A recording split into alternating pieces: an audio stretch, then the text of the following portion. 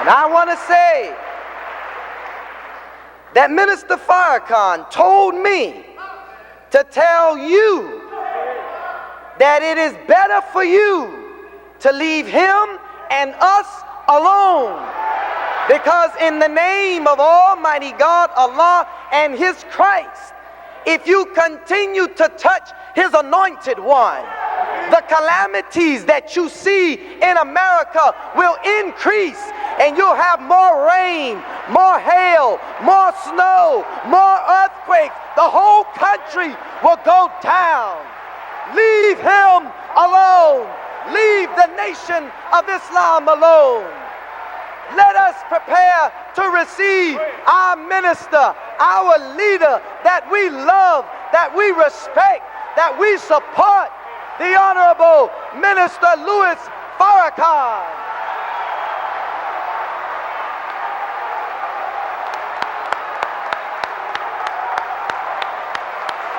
Allahu Akbar.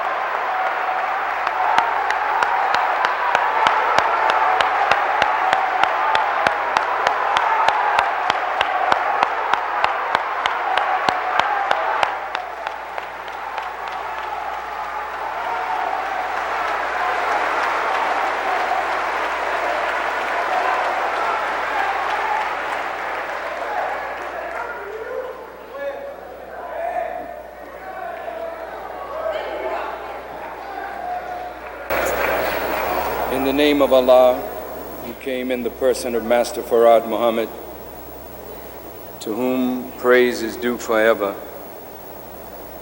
we thank him for raising up in our midst a divine leader, teacher, and guide,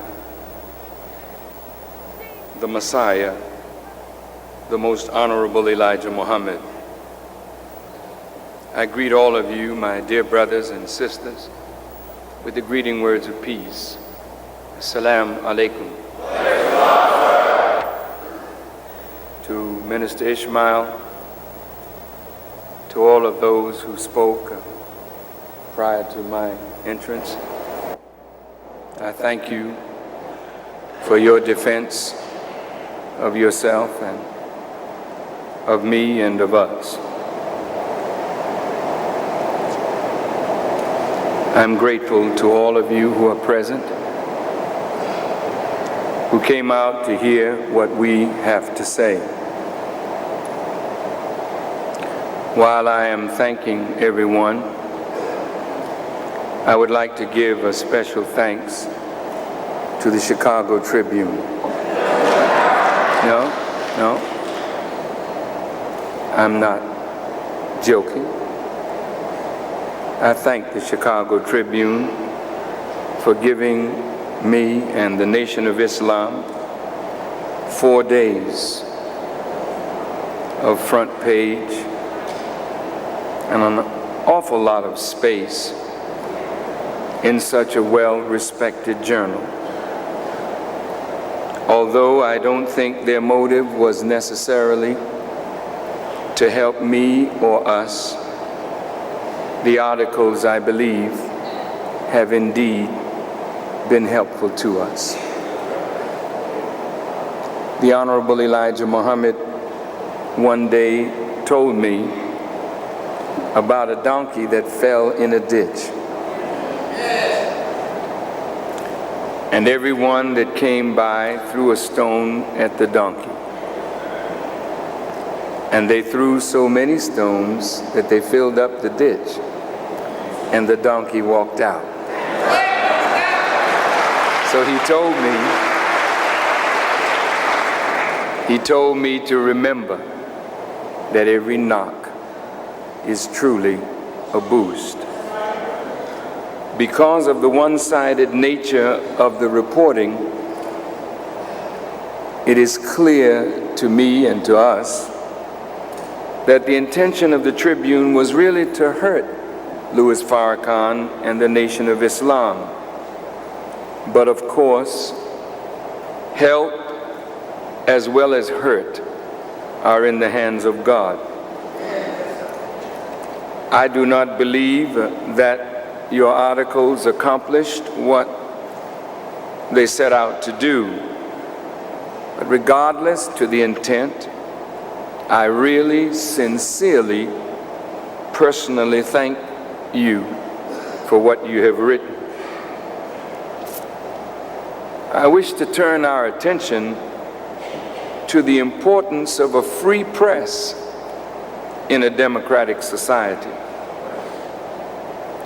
One of the reasons that a free press is important is that it allows the members of the Fourth Estate or the press to search individuals, groups, parties, and persons to see whether they are what their public persona might lead us to believe they are, and to discern the truth of persons, the truth of groups and organizations, and the good and efficacy of ideas. But most importantly, their function should be to search those who would deceive and rob the people of their rights in a democratic society. Unfortunately, today, corporate America has taken over much of the print media and much of the media.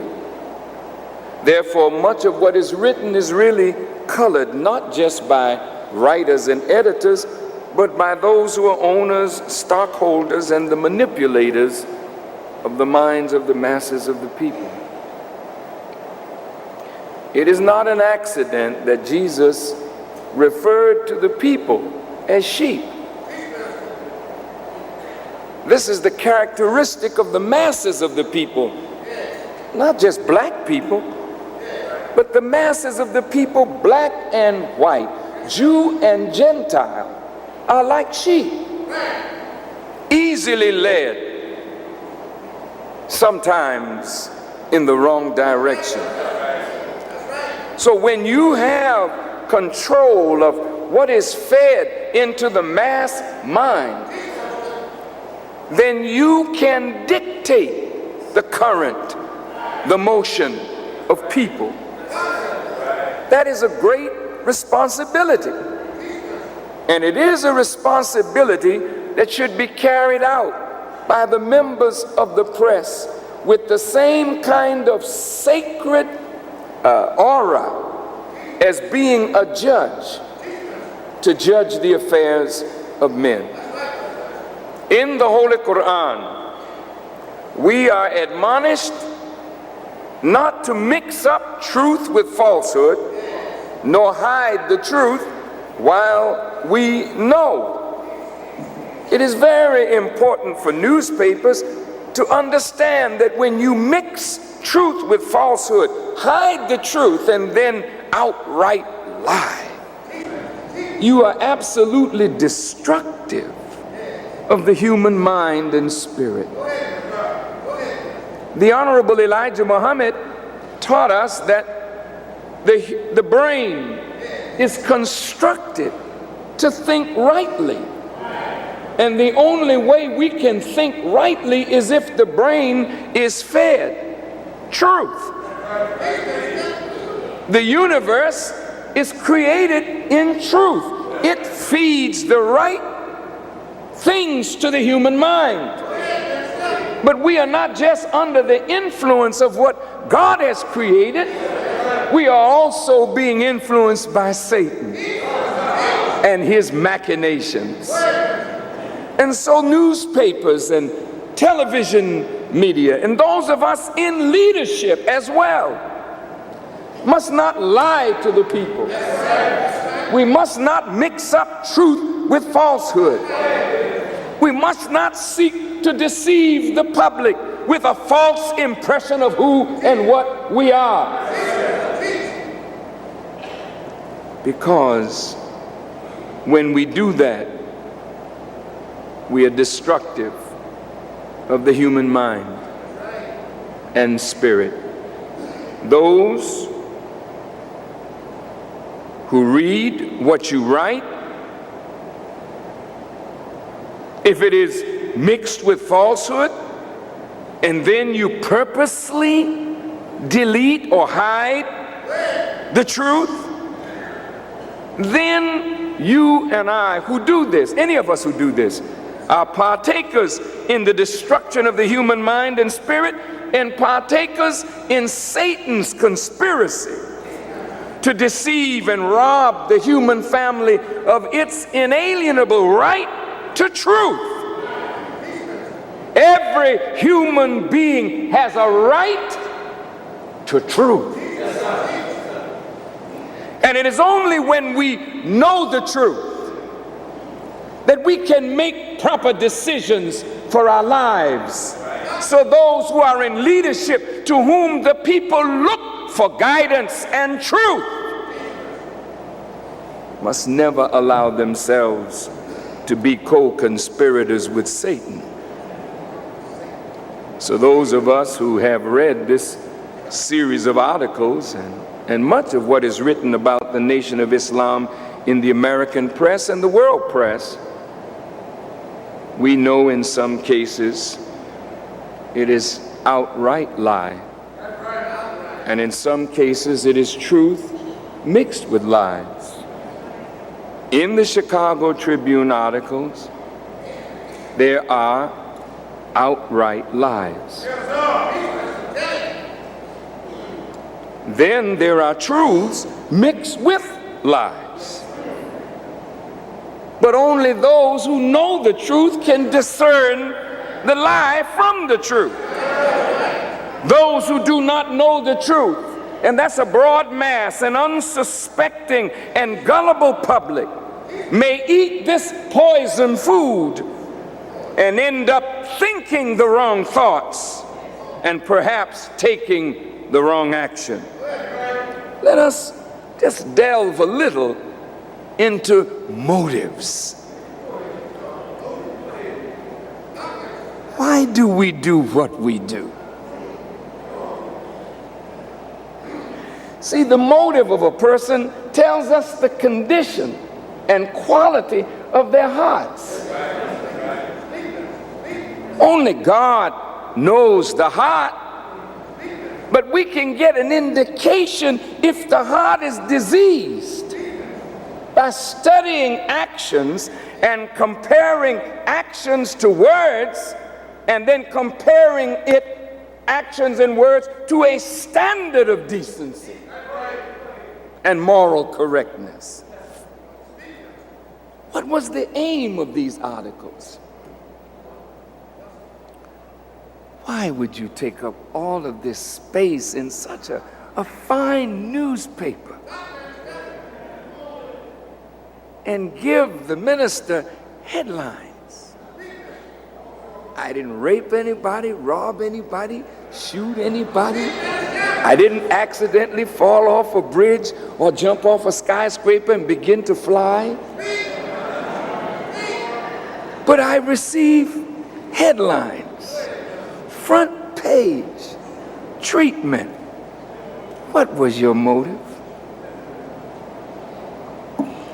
Why are you worried about what I own? Since no one has charged me with being a thief, why are you worried about what I own? I know what you said. You said he's taking money from the poor. Oh, stop it. Stop it. Stop it. I don't take as much money from the poor as the Tribune.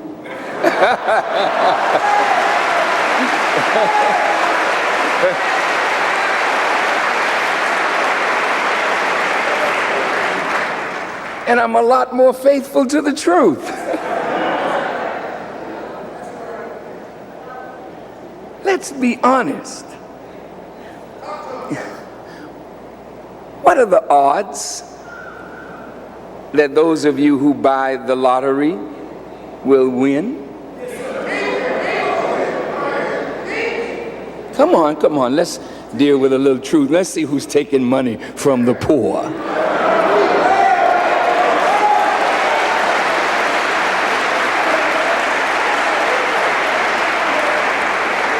Every one of you who buys a lottery ticket, the odds are staggering that you will never, ever, ever hit the lotto, and you know this.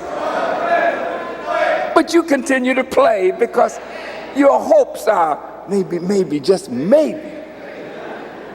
And somebody is gambling that you are going to continue to hope and play that lotto, and poor people are depriving their children of necessary food and clothing because they have a hunch that their number is going to come up right this time. And then should one or two or three of you hit the lotto, look at the way it's arranged. You get it over a 20-year period. You can't even pass it on to your heirs, to your children. Think about this. And they are wagering that the quick money will so alter your lifestyle that you won't be able to handle it, and most won't. So before 20 years passes, maybe within 5 to 7 years, the lotto person that hit is dead, and you gamble knowing that they would never see 20 years. Who's taking from the poor? Who's robbing the poor to enrich themselves? How was America built? Was it built on the backs of the rich, or was it built on the backs of the poor? How is every nation in the world built? It's built on the backs of the poor, but the poor support Farrakhan, not because I'm a thief and a robber.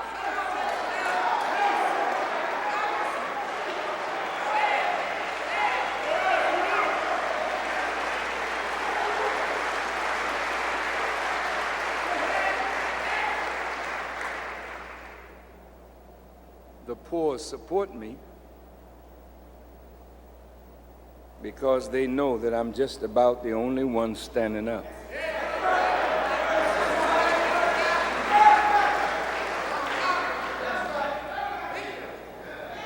And if I live in Mr. Muhammad's fine home, it's not mine. The next leader of the Nation of Islam will live there.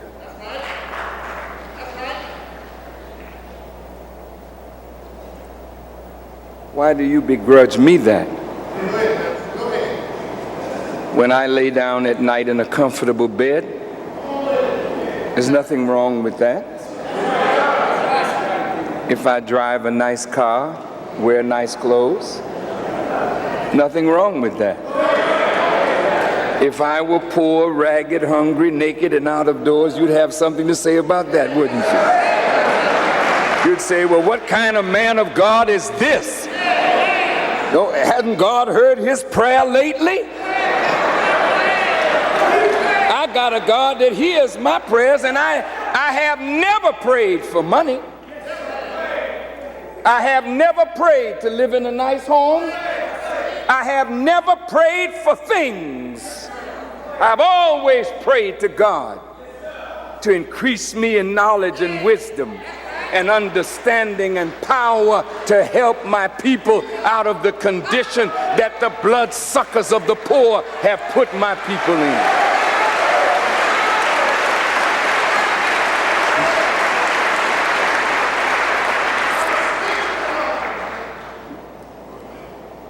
What is the motive? The motive is hatred. And at the root of the hatred is envy. For 10 years now, 11 now, you have lambasted me, maligned me, ridiculed, mocked, and slandered me in hopes that my own people would turn aside from me, and that perhaps one from among my people or a group from among my people would assassinate me. You hoped that we would never earn money in your society to do anything of value for ourselves and our people. You are absolutely livid with anger that we have succeeded in spite of all of your opposition. You have not been able thus far to stop funds from coming to the minister, although that's what you are busy doing. The ADL has been busy going to every college president, particularly the black ones, telling them don't let a Nation of Islam speaker speak on the campus because they don't want any of the ministers or representatives to get an honorarium that perhaps some of it might come into the coffers of the Nation of Islam. College presidents are getting letters like this from the ADL. The ADL had no standing whatsoever in Congress to bring us before the Congress. They didn't have standing, but they used their influence to bring us before Congress. Then when we won, they said they got sandbagged. Well, you should expect sandbagging when you come up against Louis Farrakhan and the Nation of Islam. You should expect it.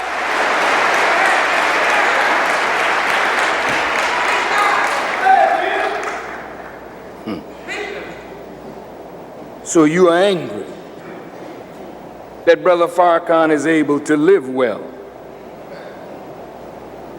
Die in your rage. You are angry that Farrakhan is being successful. You are angry that over $5 million was raised by poor people to establish the Salam restaurants and bakery complex, and we did not have to ask you for anything. You are angry. You are angry. I understand. You want to stop whatever flow of charity there is coming to me in the Nation of Islam, and you want to do it by any means necessary. Your frustration comes out in your writing. The hatred comes out and it's manifested, but underneath the hatred and the envy is the sheer terror. Terror. What are you terrified about? What are you afraid of? You're terrified of a black man rising in this country, a black man over whom you have no control, a black man that you can't frighten away from the platform of truth. A black man who appears to be getting stronger every day with the help of God. And now the things that this black man is saying and the persons whom he is exposing who are so powerful, that you are terrified by the truth that he speaks. Will he lift the cover on me today?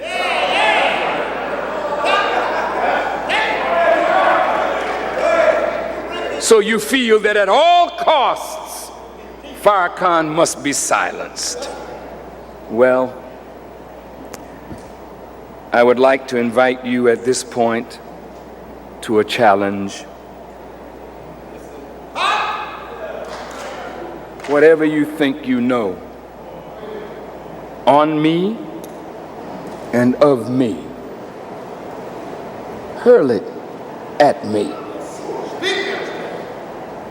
Whatever the powerful insiders, international bankers, establishment, secret government, whatever you wish to inspire the legal government to do, get busy, get busy. Go on and do it.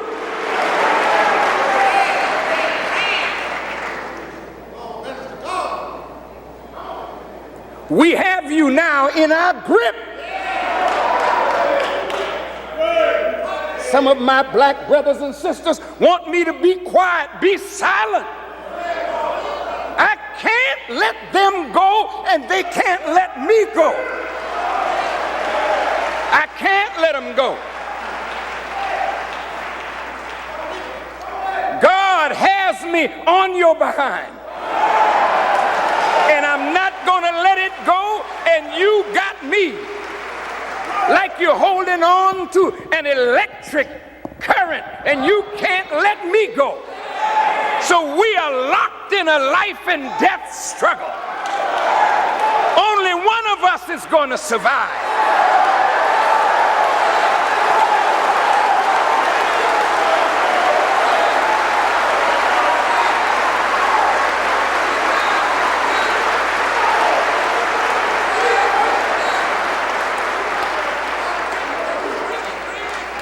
Now I want you to write this down. I shall tell you today, straight up, with the help of Almighty God, I'm going to be the one to survive. And those who oppose me, black or white, red, yellow, or brown, high or low, you are destined to meet ruin, disgrace, and total destruction. Write that down. I'm going to be the winner, living or dead.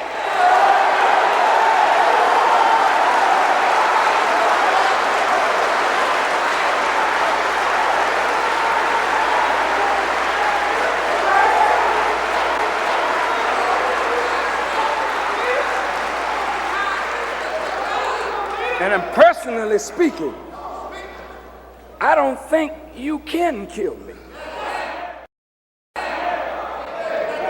That's punk stuff. You did that yesterday. But I don't think you'll be able to put that small time stuff over on us today. Not with God present. But you try. Help yourself to your own destruction. You know, there's a wise man in the Bible named Gamaliel. He was a legalist, a great scholar of Jewish law. And he told the Sanhedrin, the Jewish scholars of that day, it would be wise to leave Paul, the great preacher for Jesus, alone. He was wise enough to say to them, if the work of this man, Paul, is from man or of men, it will come to naught. But if his work is the work of God, and we oppose it, we will find ourselves opposing God, and in so doing, bring ourselves to naught. Well, you are faced with the same condition and predicament today. Everything you've tried to do to hurt me and to hurt us has failed. You are the smart ones in your smoke-filled rooms with all of your fine degrees and all of your power. And yet everything you've tried to do to hurt the Nation of Islam has failed. Haven't you got any sense at all? Don't you think you ought to stop a moment and ask yourself, how could these half-illiterate people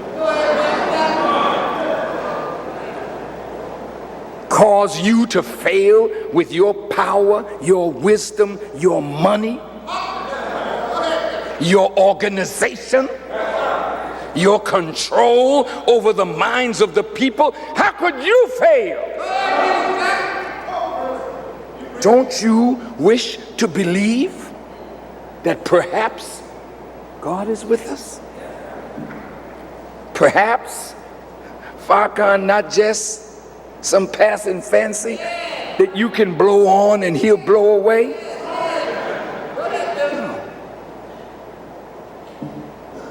So you keep on trying. And the more you try such evils, the more you get tied up in your own deceit. Now the whole of America will soon be made wise to this wicked group of people whom it is my duty to expose, that the masses of the people, black, white, Hispanic, Native American, Arab, Asian, African, Jew, and Gentile, may go free. For it is written, you shall know the truth, and the truth will make you free.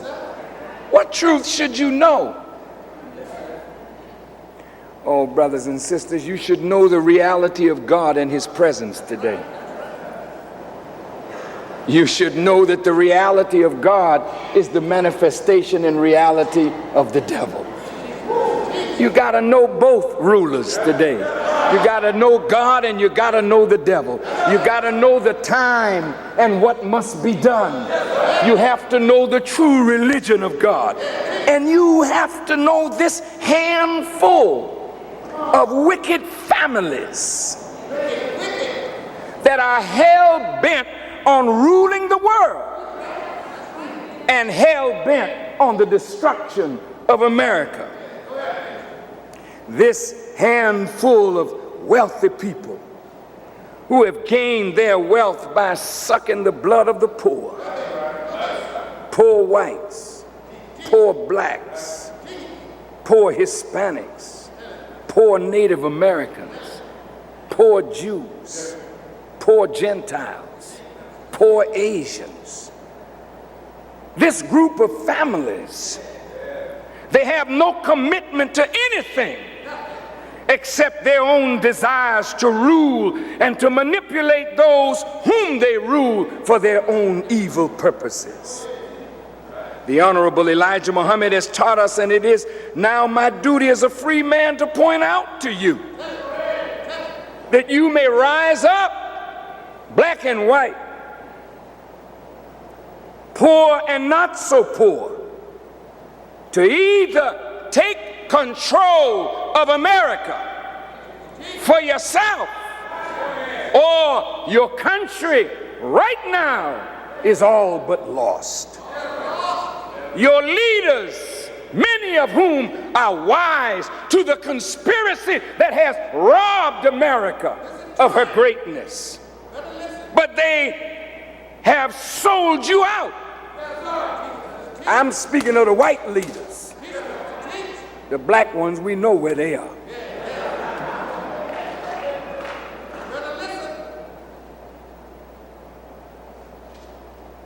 The white leaders who know the truth and have no courage to stand for the future of this nation have already sold America out. The leaders who know the truth, and many who wish to tell what they know, have been silenced. But today, by the grace of God, there's a black man in America who is in the bosom of God, who is unafraid to tell you that truth that will cause you to regain yourself and perhaps regain your nation. Russia is all but gone. Destroyed now with internal division and chaos. This is not an accident. This was by design. But who is the designer of the fall of Russia? Because the same designers who designed the fall of Russia have already designed the fall of America. And God sits back watching and maneuvering to make sure that it all fits his own plan. Russia was financed by the international bankers of Europe and America. Trotsky and Lenin got their training and their money right here in America.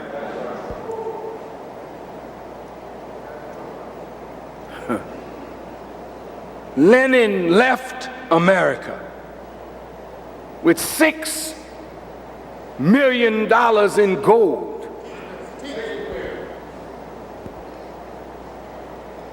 Financed by those same international bankers to go back to Russia to begin what is called the Bolshevik Revolution that brought the communists into power. Let's talk. I ain't got time to tell it all, but I'm gonna tell enough of it, and then you can go and find the rest. All of it is written in a book, but you better become readers now. Your very life depends on your willingness to read.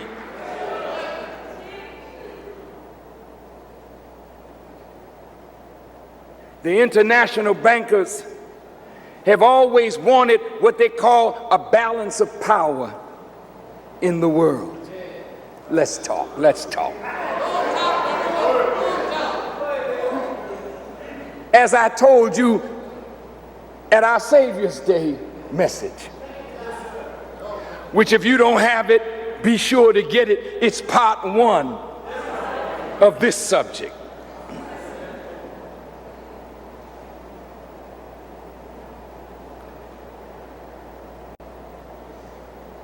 The Warburgs, the Rothschilds, who financed Hitler, German Jews financed Hitler. Right here in America, Loeb and Kuhn and Jacob Schiff, international bankers, financed Hitler, and poor Jews died while big Jews were at the root of what you call the Holocaust. Why don't you tell that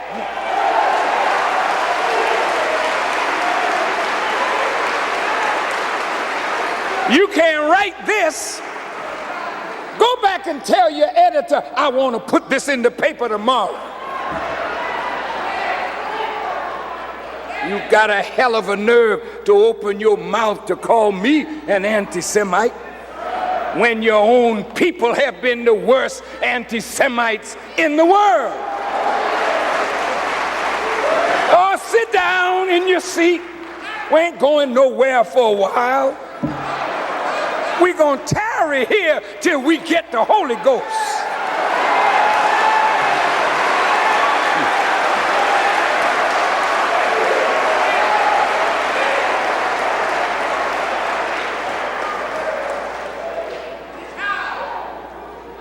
What do they mean, balance of power? This is how the international bankers get their money back from governments whom they have loaned money to. They manipulate your sovereignty and gradually take it away from you. They finance an opposing force. They create the opposing force, then finance it, so that there's a so-called balance of power in the world. As you recall my Savior's Day lecture, some conspirators in America, in Congress, met at Jekyll Island in Georgia with Paul Warburg, Vanderlip, Nelson Aldrich, the maternal grandfather of Nelson Aldrich Rockefeller, a member of the U.S. Treasury, and they designed what later became the Federal Reserve Act. It didn't pass at first because America never wanted a central bank to be controlled by individuals. That was in the Constitution, and it's there now, that only Congress should have the right to print currency and the instruments of credit. But the international bankers from the House of Rothschild, who sent his sons into 5 countries. One son went to England, one to France, one to Austria, one to Italy, and one stayed home in Germany with the father. And through manipulation and money from that one son, they gained control of the Bank of England, the Bank of France, the Bank of Italy, the Bank of Austria. And private concerns began to print money in Europe. The Rothschild would finance both sides of all the European wars. They always wanted to get their hands on the Central Bank of America.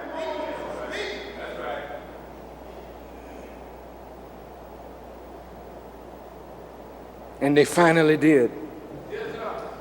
On December the 22nd, 1913,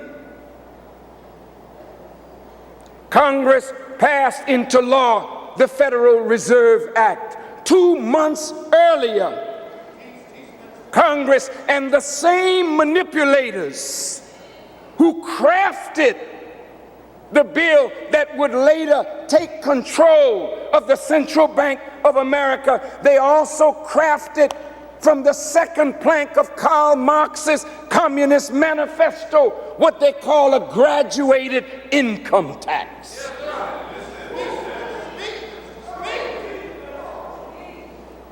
The income tax was designed so that when America's debt would get greater, they would have a means of taxing the people to pay the interest on the debt. Now let's talk. Woodrow Wilson sold America out. Your president. He got in 1912, financed by international bankers. In 1913, the Federal Reserve Act was passed, and in the same year, the IRS became law. In the same year, the FBI was established. And in the same year, the ADL came into existence. This is not an accident. These 4 work together. I'll prove it in a minute.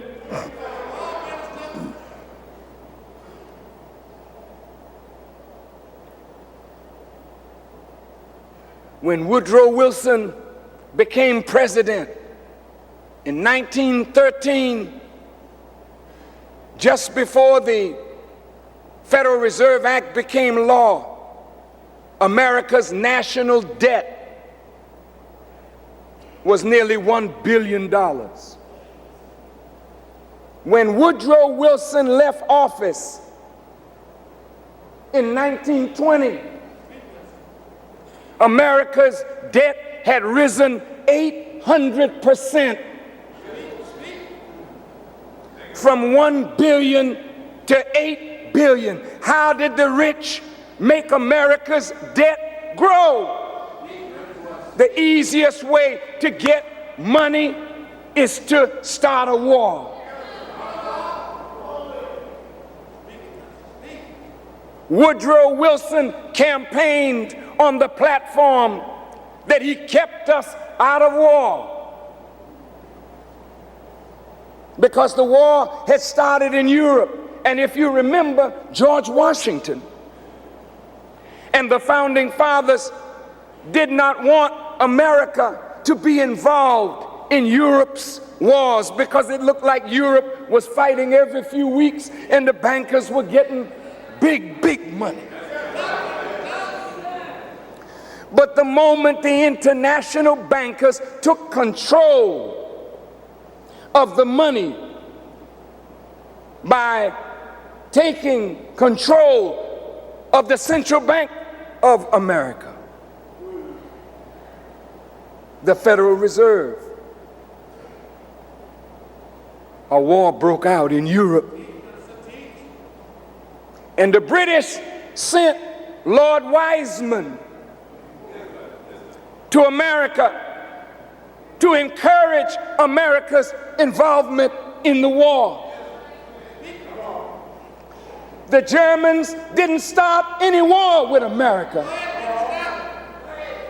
Let's deal with truth, because your government is filled with liars and thieves and murderers, and it's time now that somebody take courage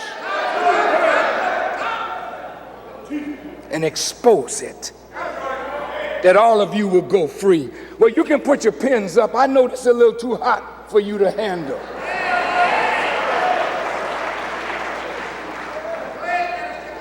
And I'm just warming up.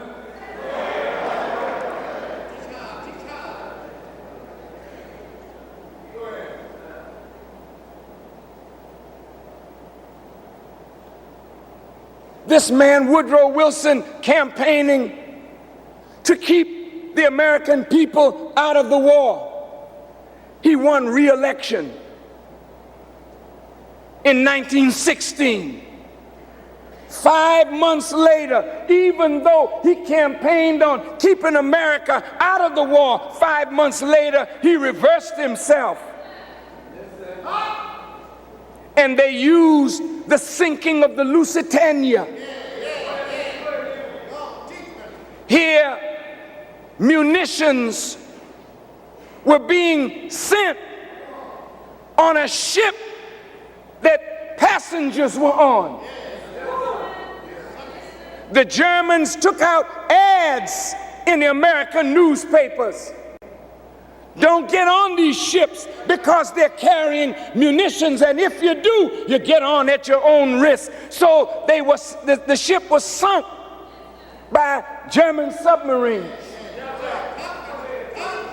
And this was the pretext. Then, of course, the Federal Reserve, who manipulate media. Now, I'm going to show you how you all don't have no media that is really out of control. You're not the controller. Oh, hell no. Some of you little sincere people, I'm going to write the truth. If you want to write it, you better get your own paper. Or you won't be able to write truth in a Negro paper, because the editors and publishers are frightened to death that they will lose their advertisers. You know I'm telling the truth. And most white news, I'm talking about the big ones now. Somebody calling shots. We'll get to that in a minute. You're going to wish you had left me alone. I'm not going to ease up. I'm not going to ease up. From now on, every time I open my mouth, I'm going to tell more and more and more and more and more of the truth that exposes the rottenness of all of these Confederate forces that are the destruction of my people in particular, but the masses of human beings in general. Now, let's go back. 1917, America gets into the war. At that time, $1 billion in debt.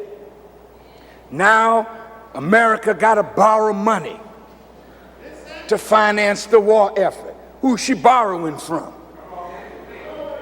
Who is America in debt to?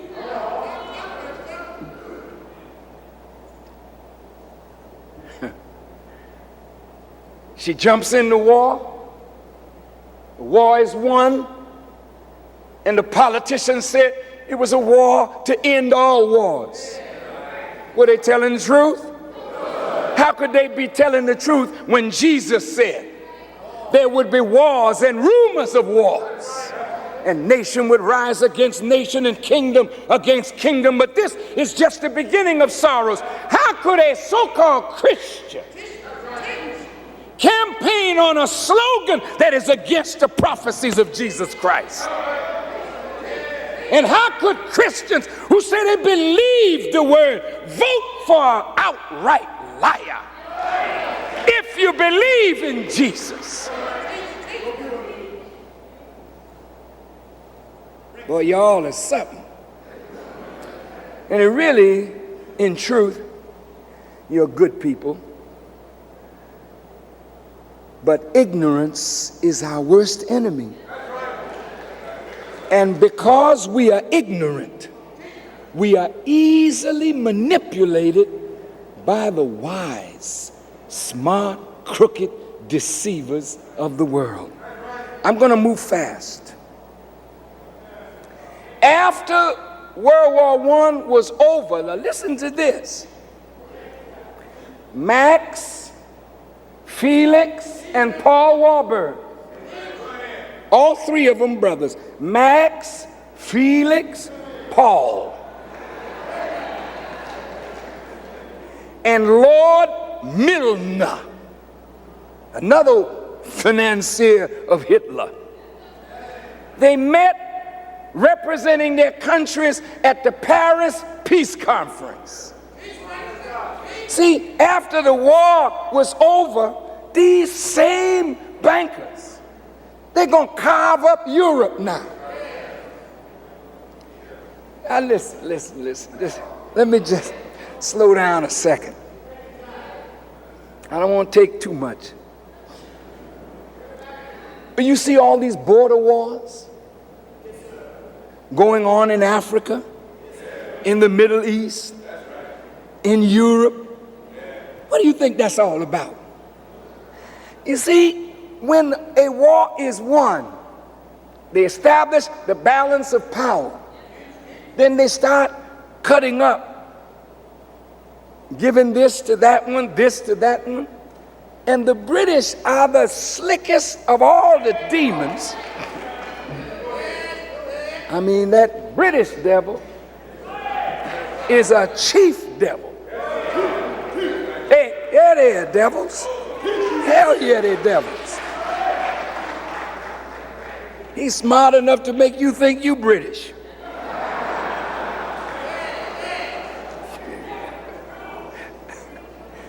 This one over here got a lot to learn from that buddy over there now. That's the master of tricknology. Look, man, when they go to war, they cut up, take a border from this one, give it to that one. Take territory from one, give it to another, knowing that at some future time, the owner is going to claim what belongs to them, and the other is going to claim what it was given to me. At the Versailles Conference, it was given to me. So then here come the international bankers again, financing both sides in the conflict.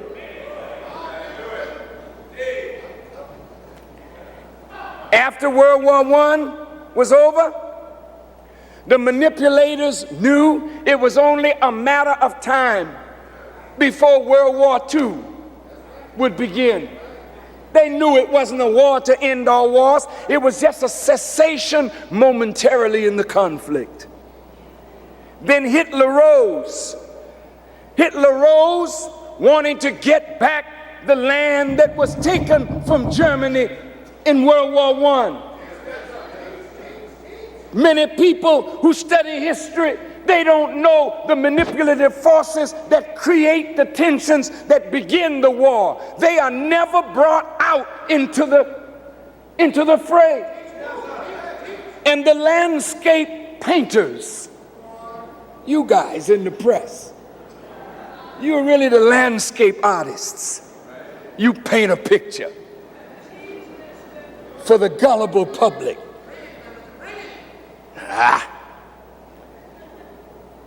The crash in 1929 was engineered, well orchestrated. They can set inflation, deflation, recession, boom. They can do it all scientifically. It's interesting that the stock market before the crash had reached dizzying heights, almost like it is right now. And then all of a sudden the Fed put on the brakes after letting a lot of money out. It put on the brakes and tightened the money. Tightened the discount rate on money. People had to sell. They called loans. People had to sell stock in order to pay their debts. Stock market crashed. But the wise insiders had already prepared and made a boom while the majority of the stockholders went bust. I wonder, will history repeat itself? In a few days, we'll see. After World War II, America gets involved again, late. See, after World War I, the international bankers and these birds, they wanted a one world government. So through Woodrow Wilson again, they wanted to set up the League of Nations. You better sit there cool, man, and take notes. School is out. That's school. This one is in. And you probably learned more here today than you ever learned in your life if you study political science, economics, or religion.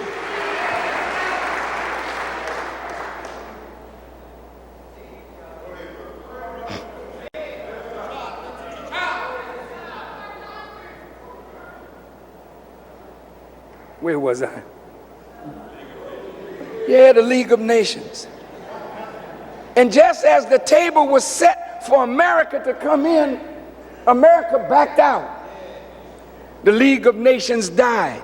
But the international bankers really wanted to get America involved in this thing. World War II set up. Got America in the war. Borrowed a lot more money. International bankers happy. Gonna charge a lot of interest. Income tax going up.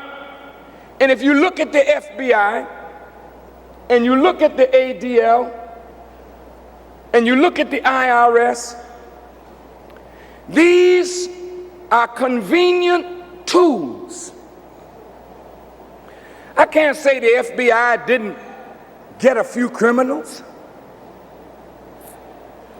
But when you are a criminal outfit yourself, when you see yourself as above the law, though you are brought into existence by means of the law, then you become a criminal outfit chasing criminals. CIA, it's criminal outfit.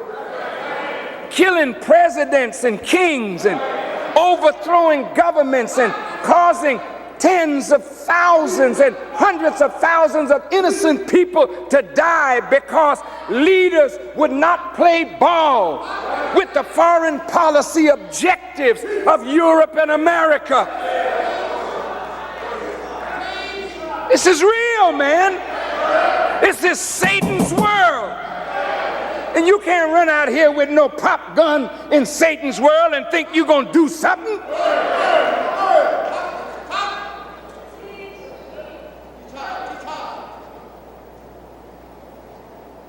The thing that Satan is most afraid of is truth. Now let's see what happened. After World War II was over, Russia and America that had fought side by side to defeat the Germans, the Italians, and the Japanese.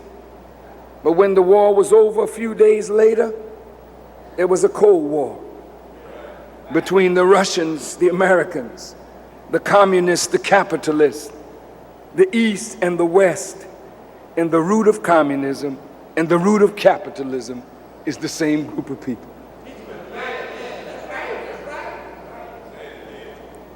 Did you hear me? Are you going to sleep?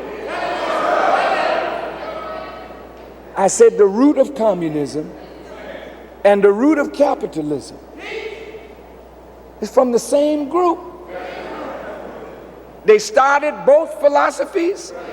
They financed both philosophies. And when Russia was strong, they said, now we have a balance of power.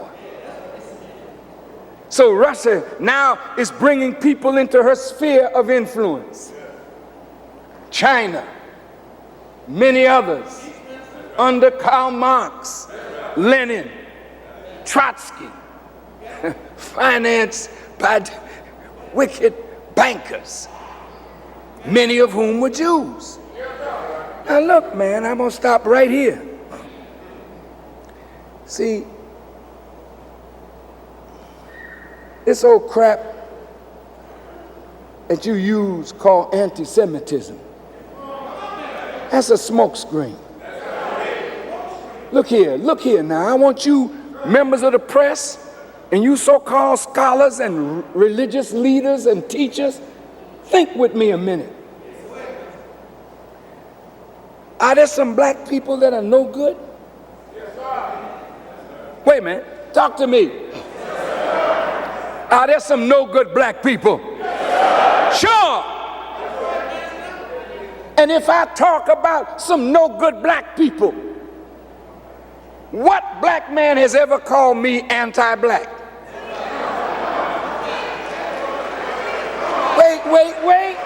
Wait. If you listen to my lectures, I take on the evil of our own self, beat it down, and try to encourage righteousness where evil exists. Nobody calls me anti-black. Are white people sacred? Hey, wait now, let's wait. I gotta ask the question because some of you are a little slow in answering. I ask, are white people sacred? You're damn right they're not.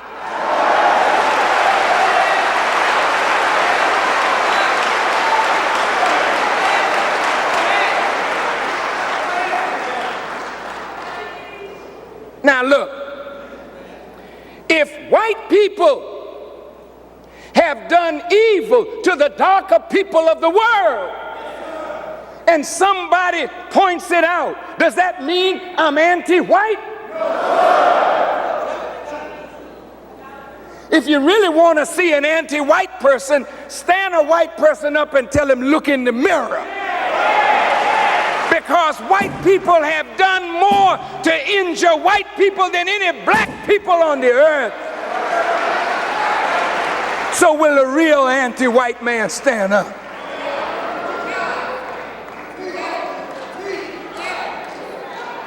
You all had a 30-year war in Europe against yourself. Well, we weren't killing you. You're killing your dumb self.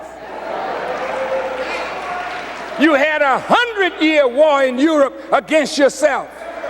We wasn't bothering you. We were busy killing ourselves.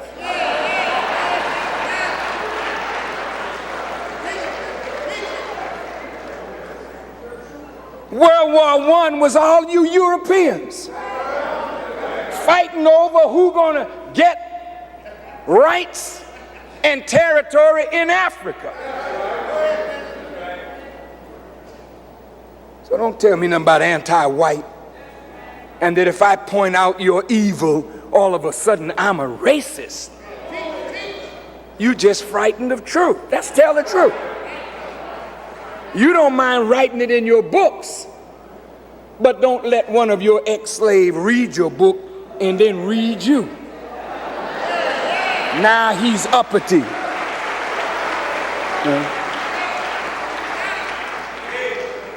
Now, wait now. How many of you were involved in the Holocaust? Raise your hand. You see what I'm saying?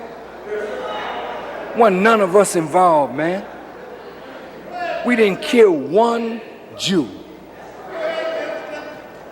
And if there were a Holocaust today, damn it, you would not find most of these harming one hair on the head of a Jewish man, woman, or child.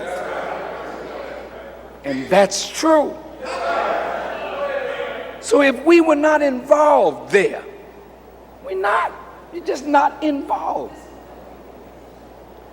But that was your white brother, Hitler, aided by your white Jewish brother, Warburg and Rothschild, Lord Milner and Schiff and Loeb and Cohn. It's your brothers. So hell, if they killed 2 million, 1 million, 5 million, 6 million, we didn't have nothing to do with it. The Pope, that's your brother. Well, some of us call him father. But that was your brother, your white brother. He looked the other way. Pope didn't say nothing. Franklin Delano Roosevelt, that's your white brother.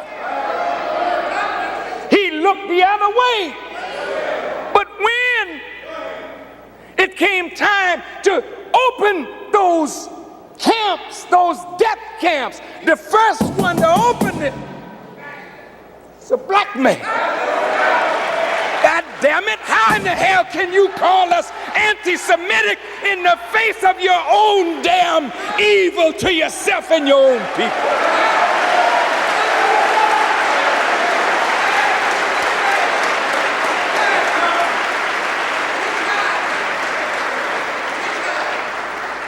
I know you don't like my language, I don't like it either. But I'm angry as hell, you know that? And sometime if I didn't cuss, I'd kill.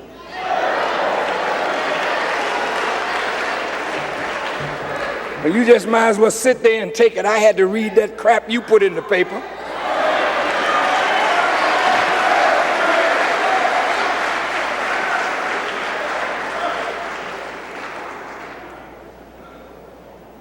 You killed each other.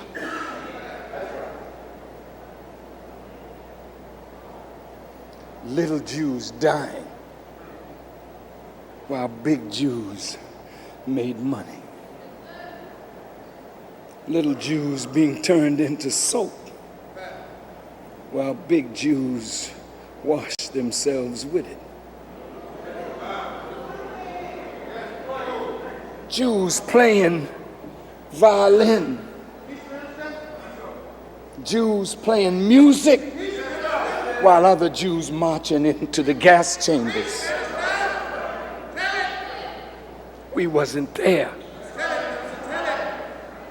We had nothing to do with it. Well, why all of a sudden am I anti-Semitic? Tell me. Don't get frightened. Well, if I scare you, then, you know, you're just going to be scared then, because I'm not getting softer no time from now on. Look for this.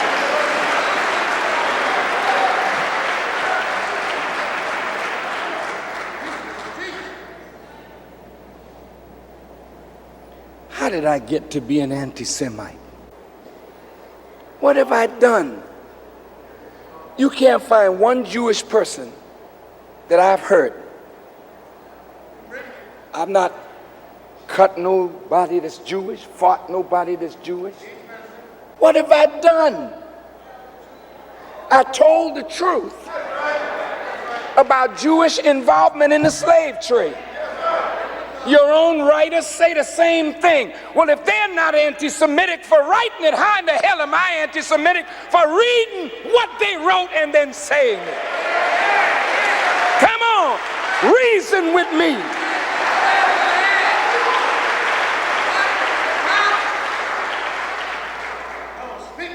I didn't write your history, you wrote it.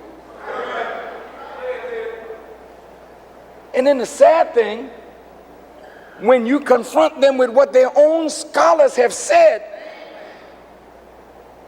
they say, well, this is part of the old conspiracy talk. But who's saying this? Not the little Jews. Let me read you something.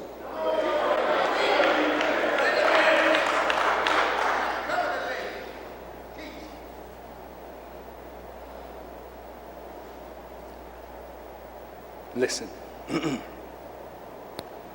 This is on page 46 of this little book, None Dare Call It Conspiracy, by Allen, which I'd like to get 10,000 copies of it, have everybody read it. If it's a lie, I didn't tell it, I'm just reading now. Thank you all for teaching me how to read.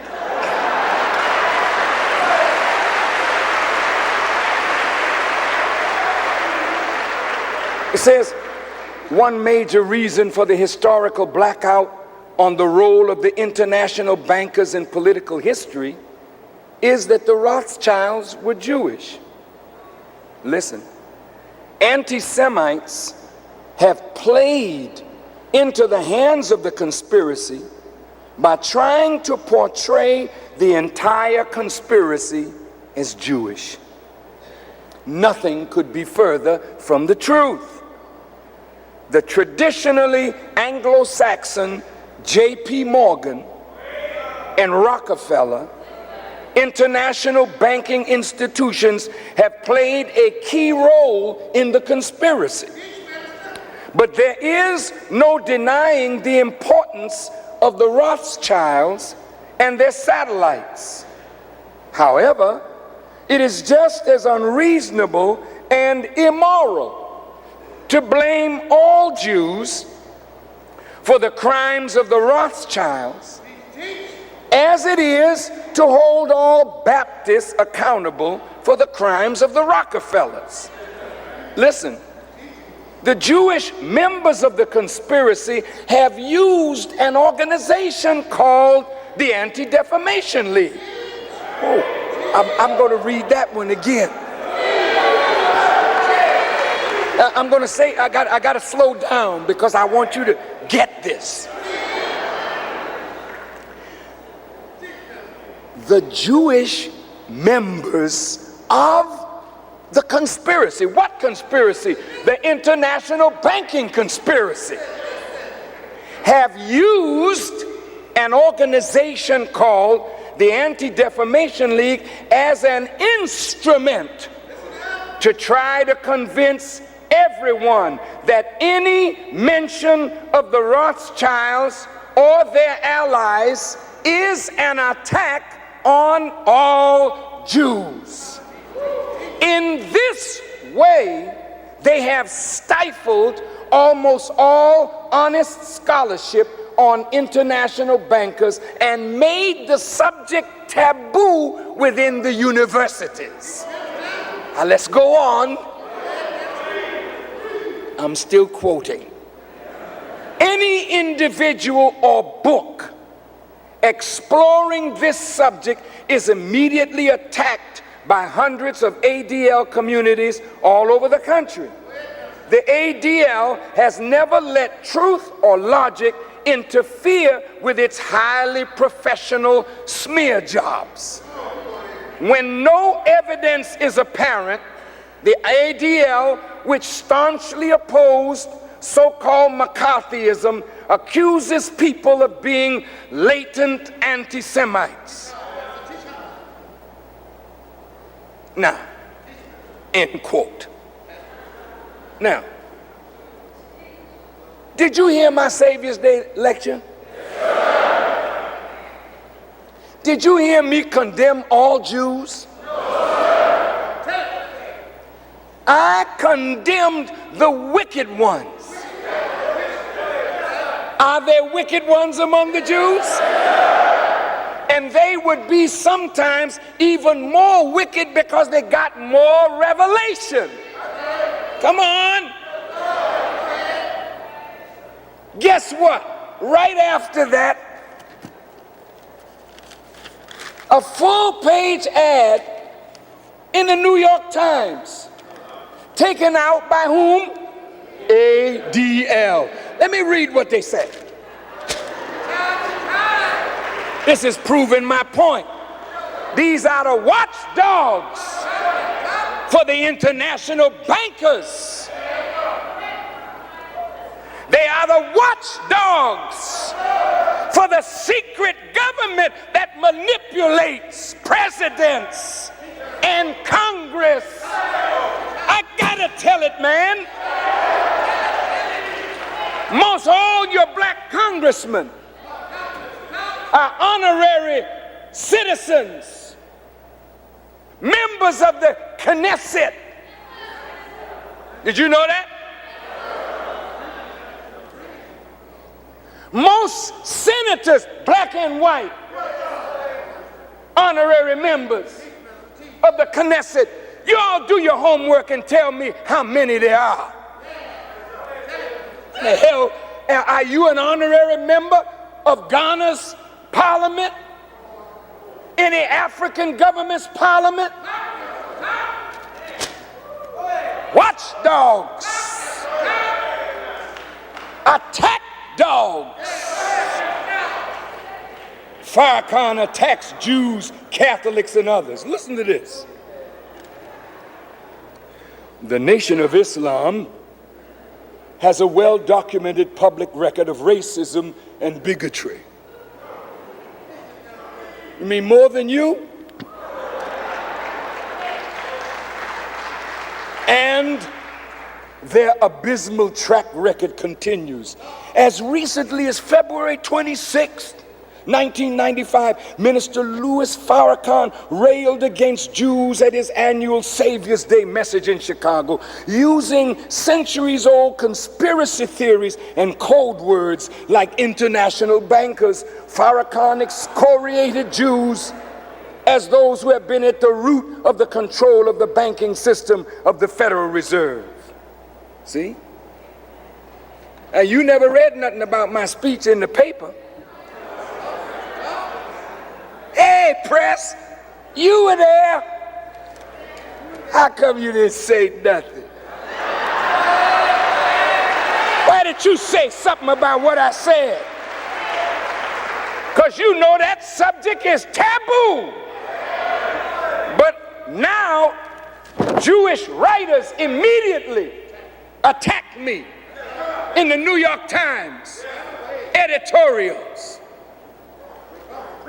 What are you afraid of? You're afraid that people will know the truth and go free. Well, I think I can begin to close this. The international bankers are waxing rich, have waxed rich in this East-West struggle. The Russians put the first cosmonaut in space. Kennedy had to get his man up. The space program was put into existence. Where they get the money from to finance it? The debt kept growing. The debt kept growing. Russia developed this kind of jet plane, this kind of tank. They come before Congress and the Appropriations Committee for more and more money to develop more technology, more weapons. We need more nuclear weapons, more this, more that. So the arms race, who did it enrich? The international bankers. And when Russia collapsed, what was the first thing they agreed to do? Scrap some of their nuclear weapons. Who paid for it? Taxpayers. Who's paying the interest on the debt of weapon systems that you better not use?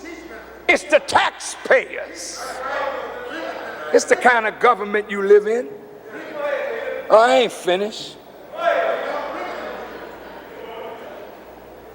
Russia has collapsed, leaving only America as the superpower.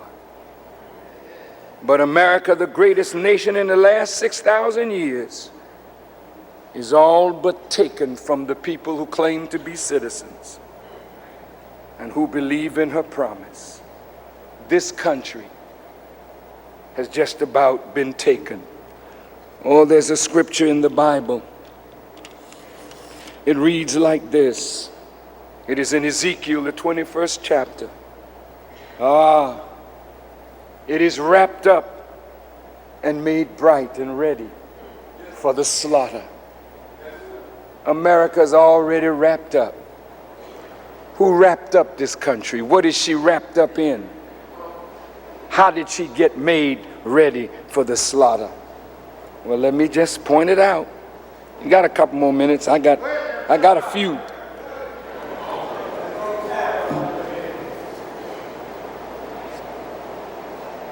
Did you know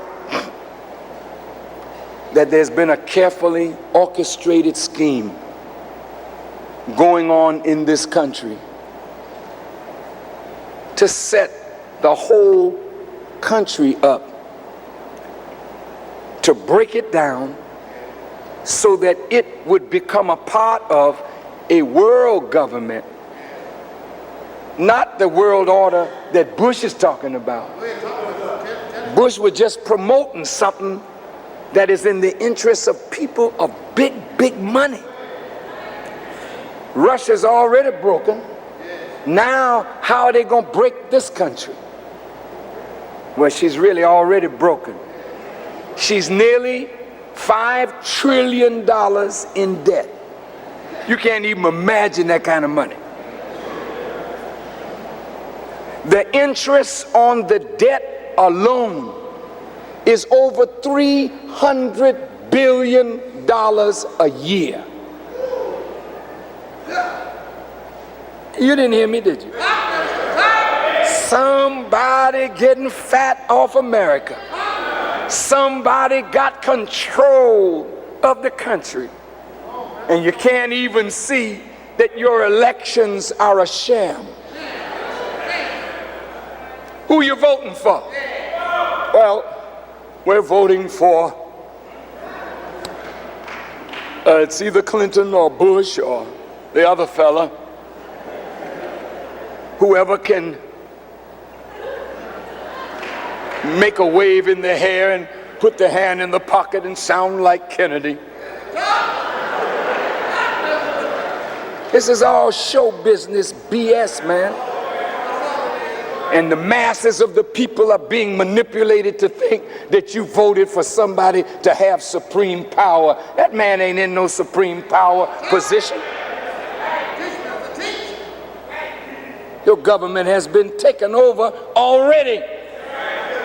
Now let's see what part you play in this.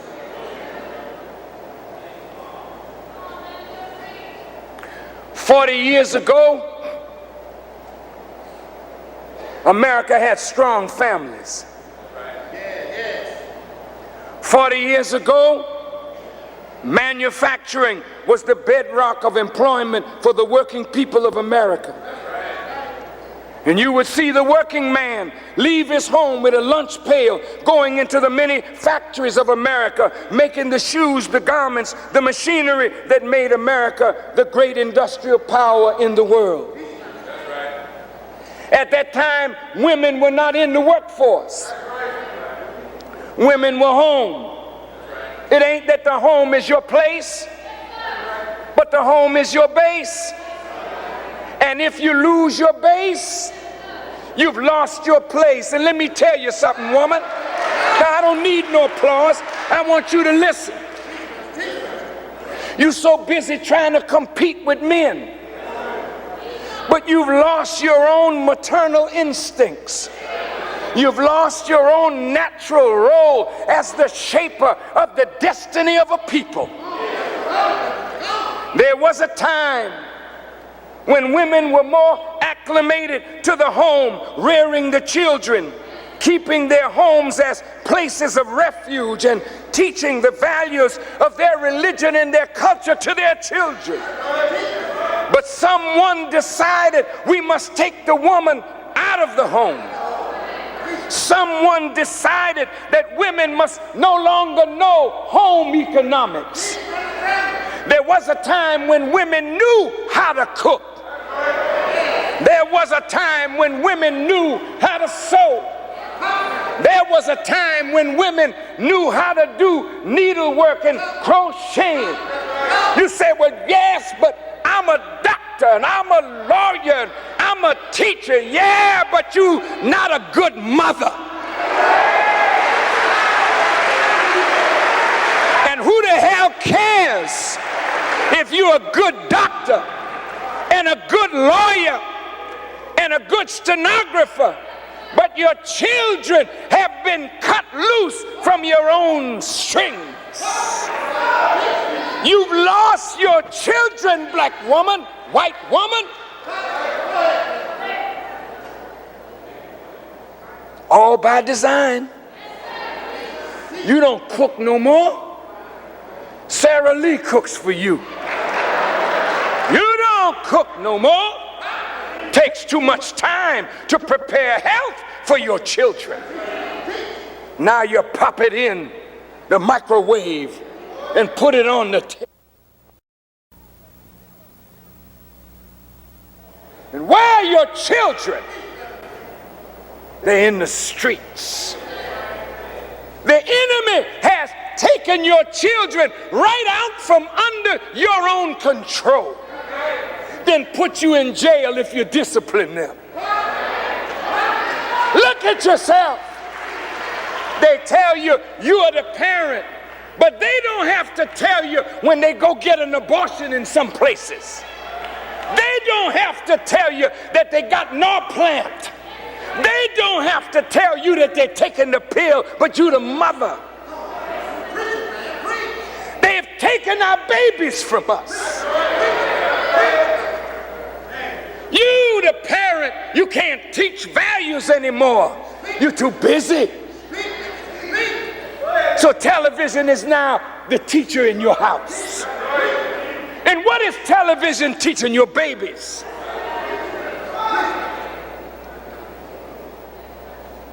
You come in any time of day or night, MTV is on. Children rocking and rolling, shucking and jiving, stepping and dancing, behinds twisting and shaking.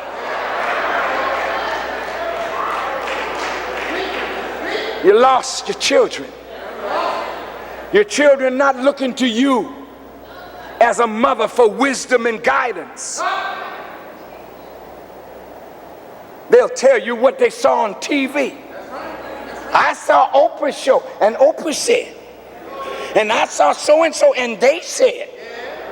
You ain't got no more say so. They've taken over. This is not accident. This is by design. You ain't the man in your house no more. Satan is king in your house. He rules your wife and your your children. Try and tell your wife, take that damn lipstick off. Try and tell her, hey baby, cover yourself. Try and make your daughters righteous. See what they'll tell you. But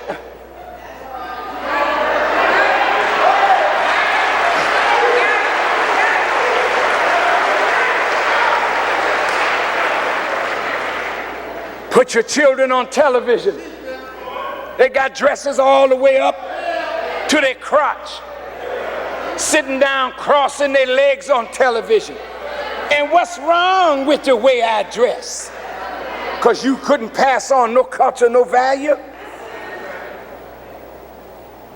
The country is destroyed. Drugs brought in. It ain't just black folk using drugs. White folk using it. Children using it. Well, mother no longer at home to see after the rearing of her children. Many fathers put out of work. Factories closed. Mothers left to rear the children by themselves. And since many mothers had to go to work, children reared by television, and the controlling influence of television started gradually to deteriorate to a sex-centered entertainment center. We all got a sex drive. Everyone in here is driven by that urge.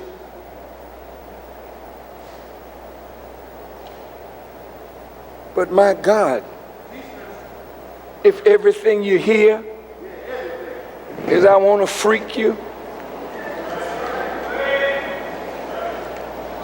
your own black woman on television with a string in her behind, showing yourself in a most disgraceful way? How are you going to have your children look at this and then you tell them that's indecent when it's on TV? Television has gone all the way down. Newspapers all the way down. Recordings all the way down. Our great talent is being used to make us purveyors of a culture of filth and degeneracy all over the world. Look at yourself. You're human pigs. Oh, I'm going to say it again.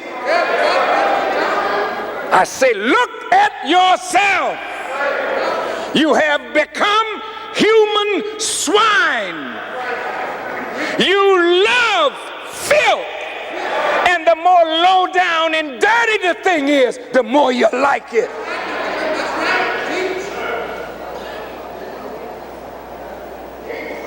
How is homosexuality growing so to now you can't even have a slumber party because little girls are having sex with little girls and little boys having sex with little boys? Old men finding little boys to play with. Old women finding little girls to play with. And it's all right to you now. When I was coming along, if you were a homosexual, you had to hide it. Because that was unacceptable behavior in any community where religion and the teachings and precepts of God and the prophets were taught. Now, listen, wait a minute. Now, you're going to call me a homosexual basher, and I'm not going for that. I'm not going for that.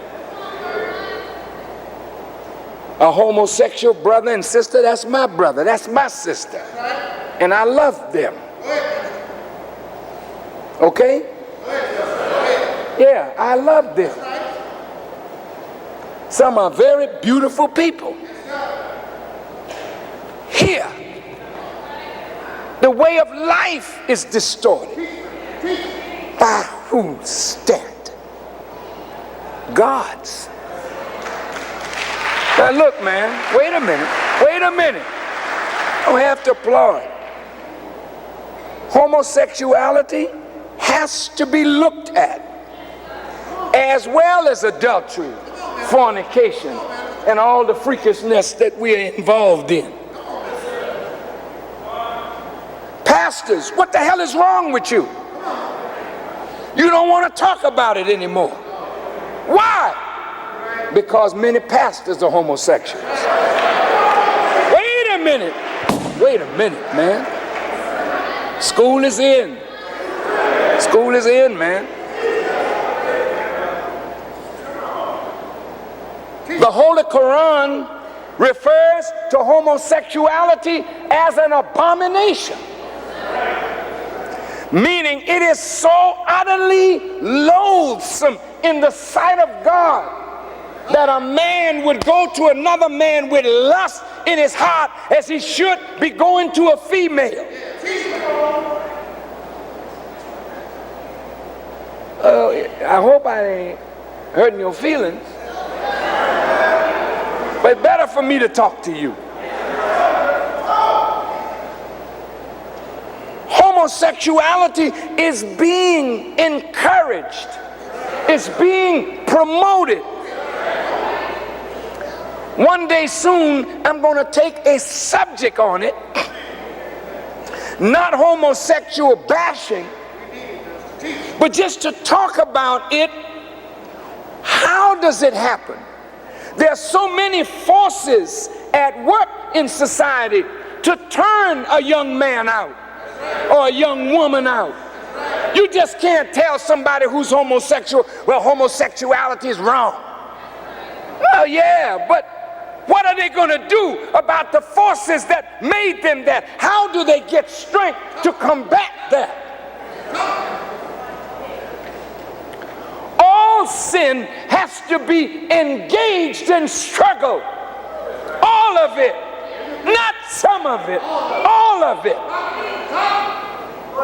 Say, none of us so holy that we can look down on somebody else who has a particular ailment that is different from our ailment. But all of us are sick, and all of us must engage sin until we overcome it. But how? That's a subject for another time.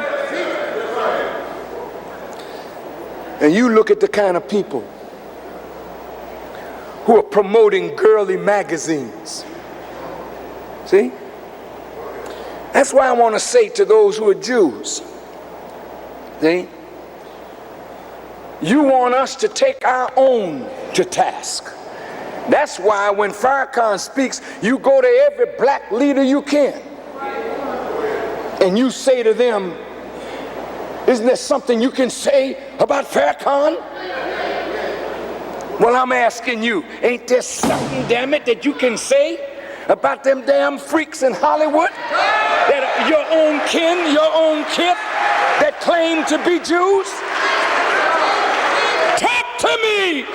I want to hear from you. You want black people to attack me because you say I'm a racist. But Jews have had the prophets of God. And you know what is right and you know what is wrong. But you won't lift your voice against your own brothers who are making themselves wealthy off of the weakness and ignorance of the people. Why don't you call Hugh Hefner into question? Why don't you call David Geffen into question? Am I wrong? Tell me. You want my black brothers to call me into question. Well, where is the guts in the Jewish community? Where is the righteousness in that community that you won't even condemn your own criminals? Meyer Lansky.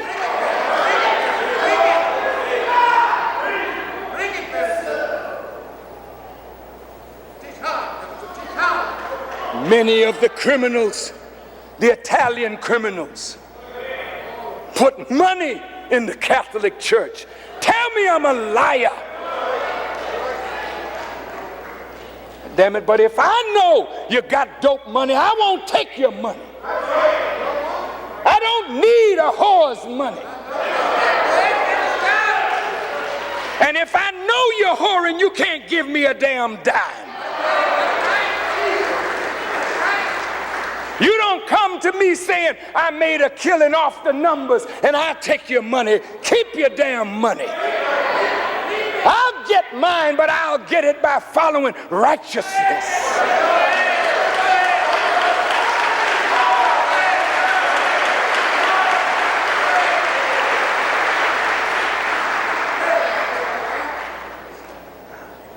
I said, if I know that you're dealing, I can't deal with you till you straighten up. Because it's only honest money. Money earned from righteous endeavor that should be used to build the kingdom of God. And so, dear family, I want to close. I hope you don't think so hard of me. But if you do, it's all right. America is going down. They have destroyed the educational system. It's gone. It's gone, man. When I went to school, by the time I was 15 and 16 years old, I had at least 4 years of Latin, 2 years of German, 2 years of Spanish, 1 year of French. I had medieval history, ancient history, American history, and modern history. I had algebra, geometry, solid and plane. I had trigonometry and calculus, algebra 1 and 2, before I left high school. When I went to college, I didn't have to buy a book because I knew everything that they were teaching because of the background I had in the Boston public school system. Everybody in my class, even the dumbest, knew how to read. How come America's turning out 30% functional illiterates today? You're graduating from school and can't read. That's not an accident. That's by design, man. Because if you can't read, how will you ever know what's hidden and written in books? Then if you can't read, you get your worldview from television. You get your worldview from those who are the mind manipulators.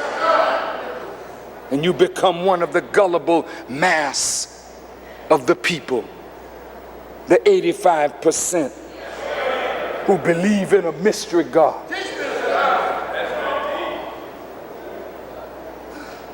And so, beloved, in my conclusion, the dollar is all but gone. This dollar used to be called a silver certificate. Everything over $5 at a certain point was backed by gold, and silver backed it all the way up.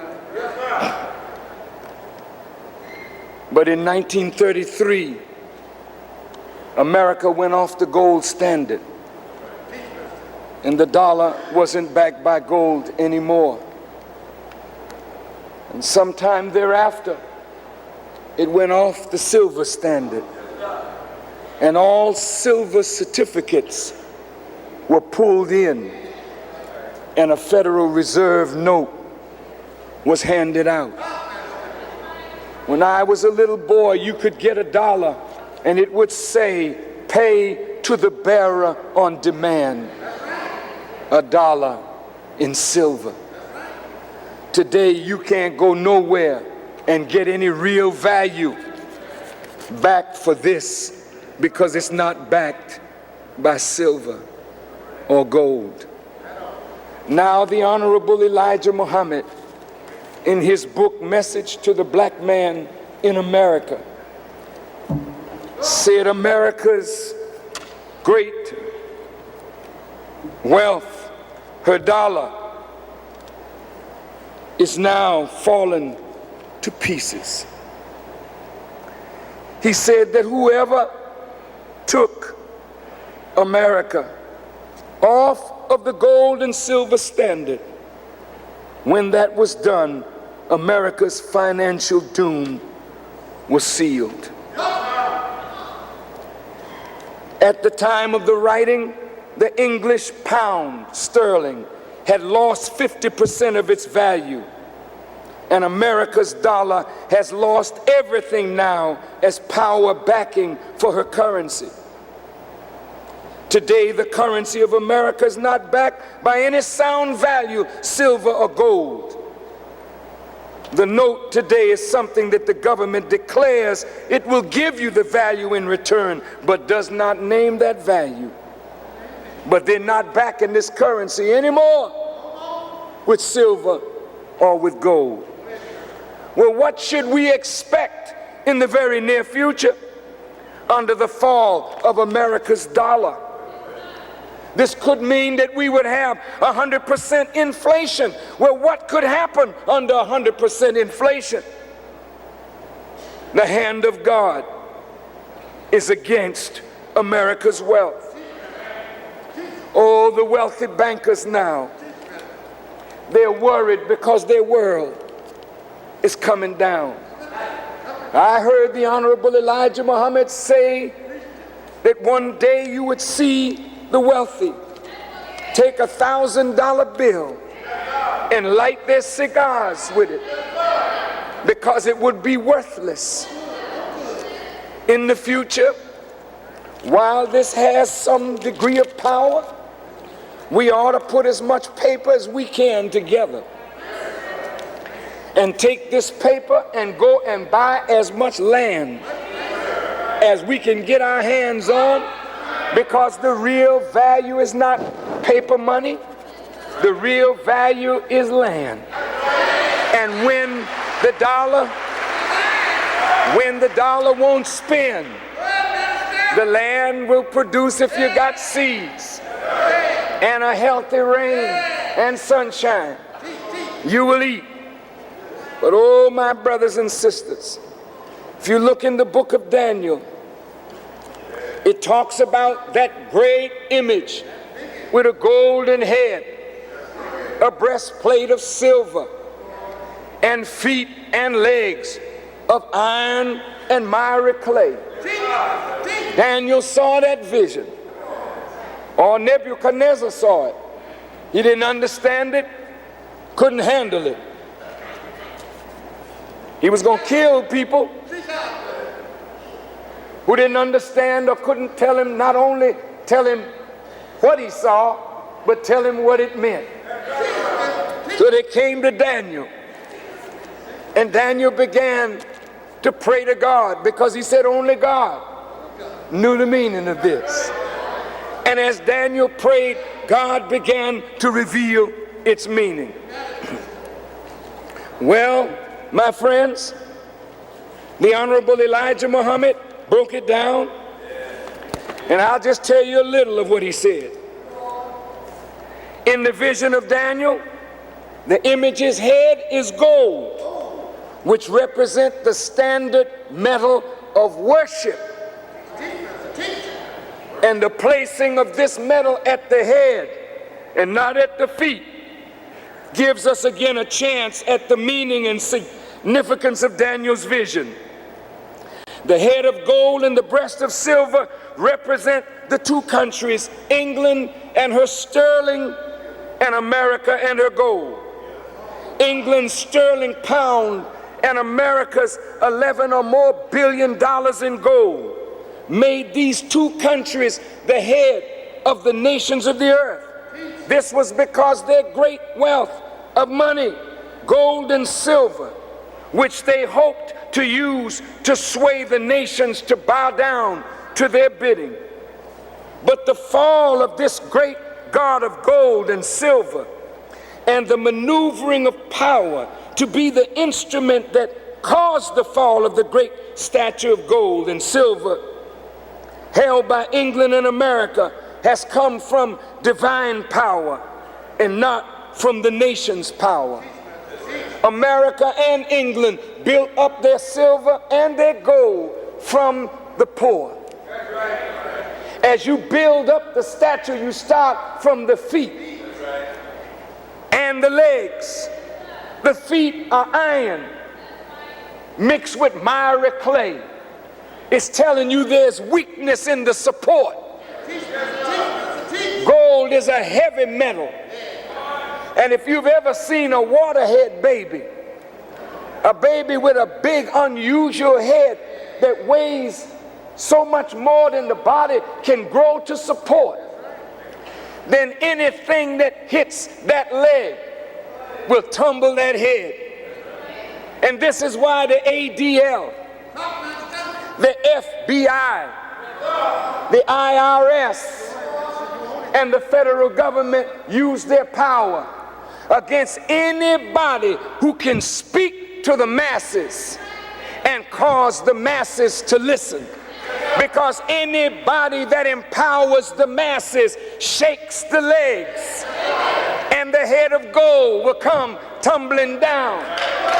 England, that said the sun never set on her empire, now the sun can't find her empire. America had $11 billion in gold. Now it's down to about $1 billion. France began to make America pay her in gold. Now America had no value. Did you see how shaky it got when the dollar fell last week to an all-time low? You ain't looking, brothers and sisters, but the country is in trouble. America's in trouble. Clinton's in trouble. You and I are in trouble. And the only way to get out is to come on to God. Submit yourself to God. Follow the guidance and the wisdom of God. And when you follow the guidance and wisdom of God, you'll know what to do with dollars, but we got to do it quick. Stock market may crash. It's at a dizzying height, over 4,000. And they're manipulating it right now. But all is well with the righteous. I'd like to close with these words. To all of you who are looking by satellite, all of you who are listening,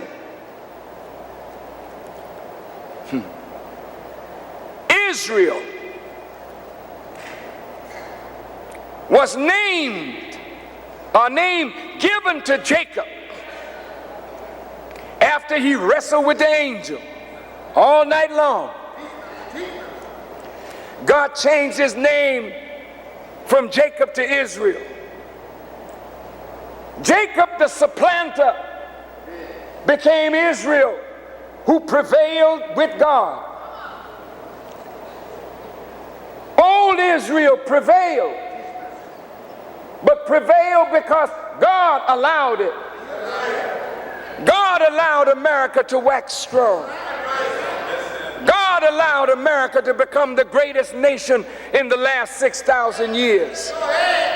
God allowed communism to come up. God allowed it all to happen. But now there's a new Israel. You may not want to believe it, but the God that I represent is the same God you read about in the Old Testament. That was the God of a nation, and that he threatened to kill all the enemies of Israel. Not that Israel in the Middle East, but the Israel that it's talking about is called the Nation of Islam in the West. Listen, listen, listen. I know you're plotting against us, but I want to tell you what my God is poised to do for you. Within the next 30 days, I want you to look at the natural calamities that our God will bring because of your evil plans against his nation. I don't care who don't like the Nation of Islam, the God of the nation, a living man, a human being. Master Farrakhan Muhammad, take it or let it alone. He is the Lord God of Israel. Just leave it alone if you can't handle it. But I'm telling you, our God can't wait for you to make your move. I'm in America as a dare. He dares you to touch me. Come on if you want to die. Come on, government of America. Do what you gotta do so that the God of the nation of Islam that you have thought was the Jews of yesterday. Remember your Bible, Christian. The Jew is not the Jew outwardly, but the Jew is the Jew inwardly by the circumcision of the heart. All of these wicked ones who have given Judaism a bad name, they are members of the synagogue of Satan. And unless the righteous Jews condemn and cast out the wicked Jews, then all will partake of the wrath of God. I warn you in the name of Allah, leave us alone. Your time is just about up. The last 6 in the number of the beast, which is the number of a man, 666. The last 6 represents 60 years of grace. I'm at the end.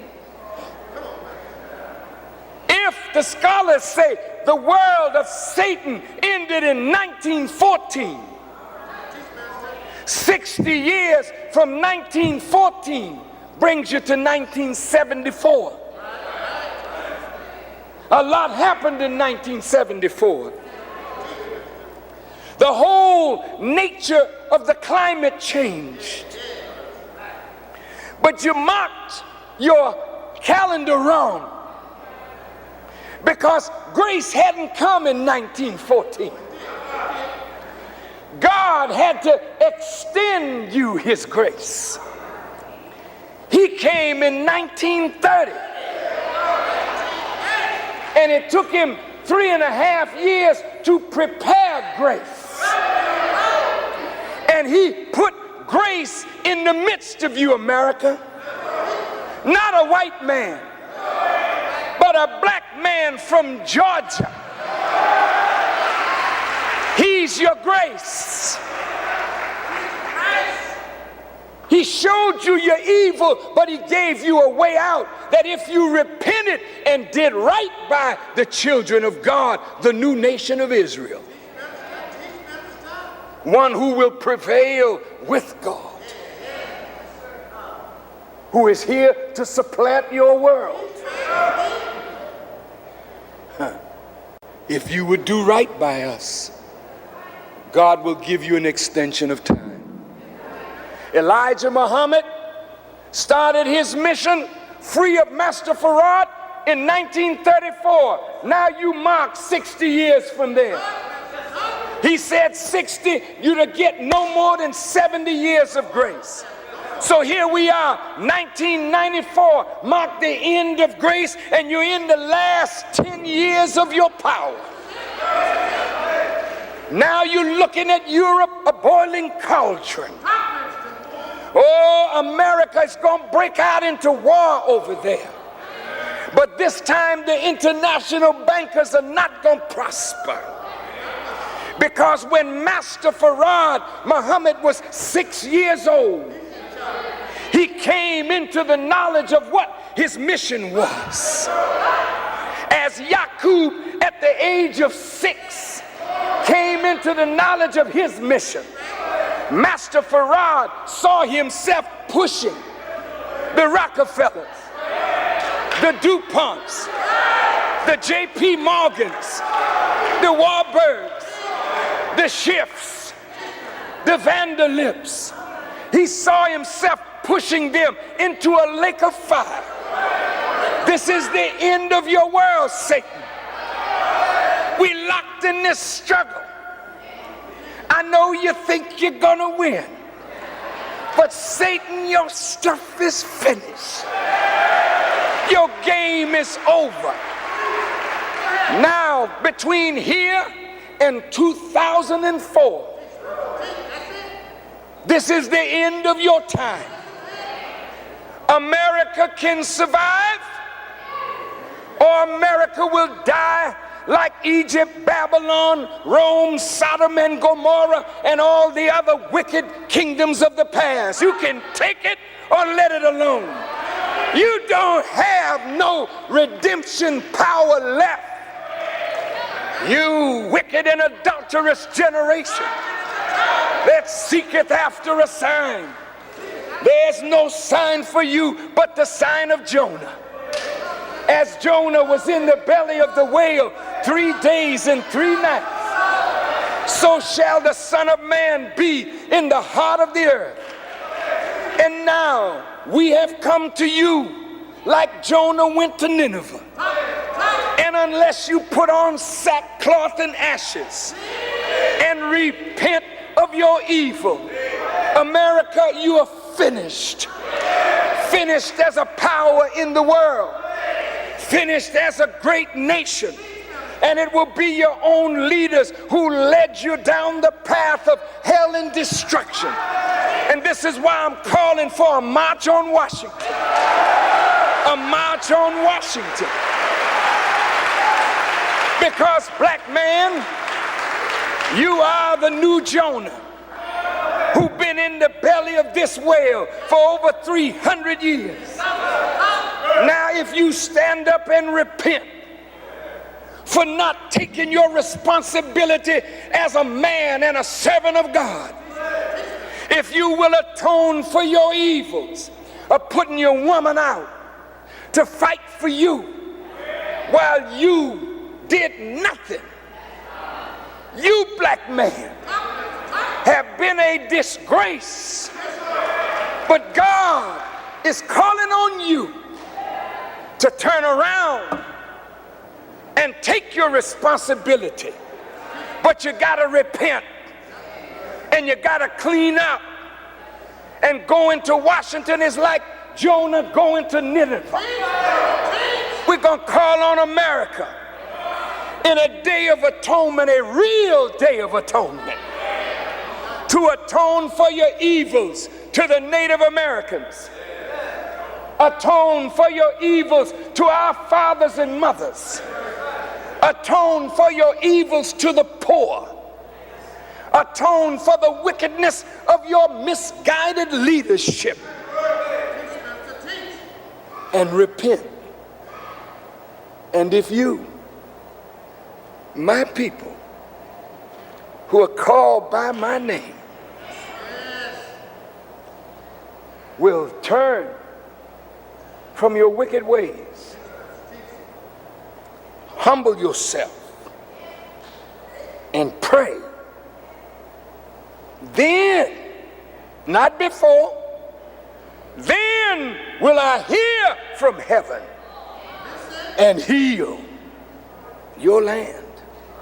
I am from Elijah Muhammad. I am grace to you, America. And I'm grace to you, black man and woman. God will give you grace if you hearken to the voice of one who is grace in your midst. God will give you grace, America, if you recognize that I'm telling the truth, which you already know. And if you recognize that you can't solve your problems, but God can solve your problems if you let him. But if you try to kill grace, I ain't talking about daddy grace. I've never claimed nothing for myself, and I don't have to. My work speaks for me. But I am grace to you.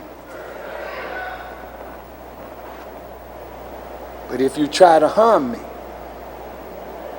if you do like that dragon in Revelations, who stood before the woman and spewed out of its mouth a flood to carry the woman away in the flood, because she feared, the dragon feared that a new boy was coming up that would rule the nations with a rod of iron. You can't stop this. But if you act wise toward it, God will have mercy on you. And like he gave Nineveh 200 years of extended time, maybe you can get the same. But I kind of think you're going a little crazy. I kind of think you're going to do everything you can to kill me this year. I kind of think you really lost it.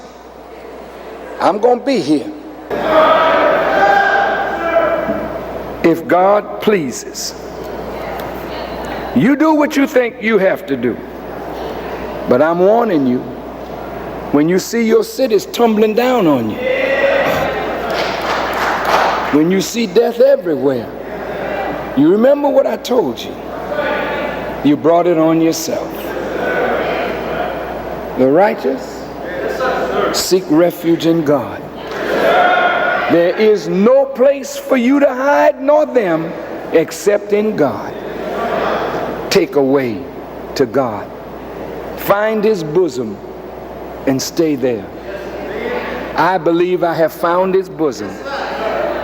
And so, yea, though I walk through the valley of the shadow of death, I don't fear any evil, because I know that God is with me. And so as I leave you, on behalf of Kubila Shabazz, and on behalf of the Shabazz family, I'm asking all of us to stand up for Kubila. Not stand up on. I'm asking all of us to recognize what the FBI has done. They manipulated the daughter of Malcolm X. They manipulated the murder of the father. Yes, sir. And now they want to manipulate the daughter to go to prison for supposedly paying somebody $250 as a down payment to kill me. The government has agreed, from what I understand, to drop the charges if Kubila will permit herself to be sent to a mental institution for 45 days, and then after she comes out, another 45 days, they have something else for her to do. She must sign a paper saying that she will not ever use the word entrapment, that she was entrapped, and she must apologize to the government of the United States. Now, brothers and sisters, that's as low down as you can get. The U.S. attorney who's handling that is U.S. Attorney David Lillehaug. Lillehaug.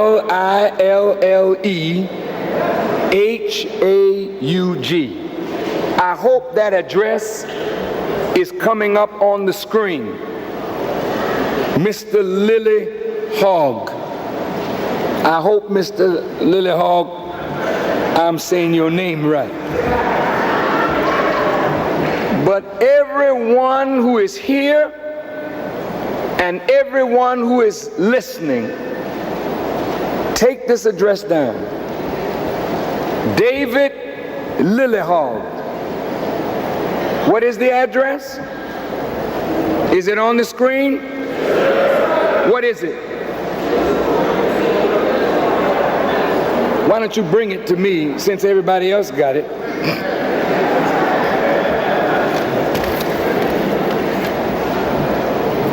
Mr. David Lillehaug, U.S. Attorney, District of Minnesota, 243 U.S. Courthouse, 110 South 4th Street, Minneapolis, Minnesota, 55401.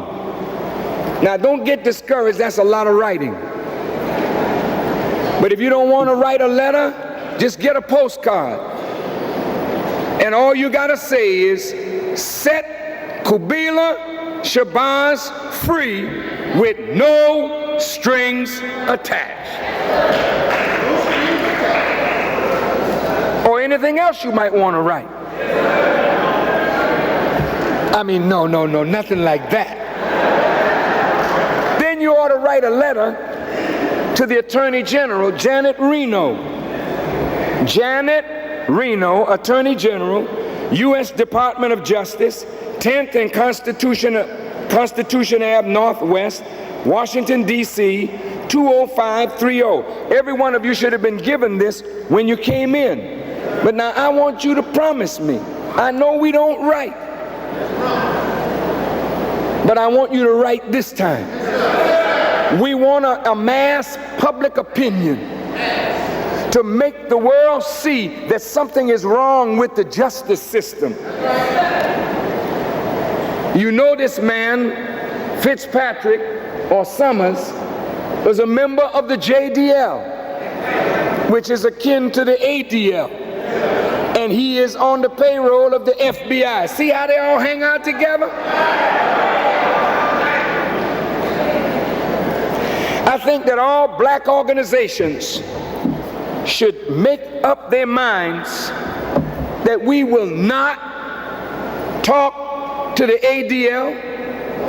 We will have nothing to do with that gangster group that has spied on Martin Luther King Jr., spied on his father, spied on black people, turn over our files to the governments in South Africa, work with the FBI to destroy black leadership, while at the same time they put on a face that they're fighting against anti-Semitism. Well, let's leave them alone, in the sense that none of us as black leaders, none of us as black organizations should take a dime from them. And if you really are representing your people, your own people will support you.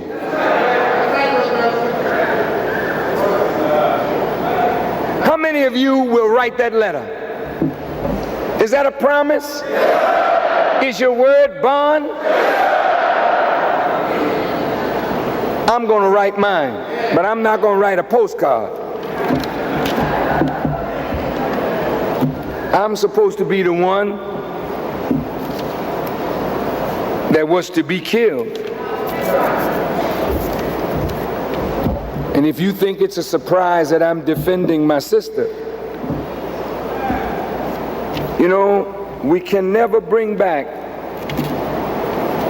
and really right the wrong of 30 years ago. There's nothing we can do. 30 years ago is 30 years ago.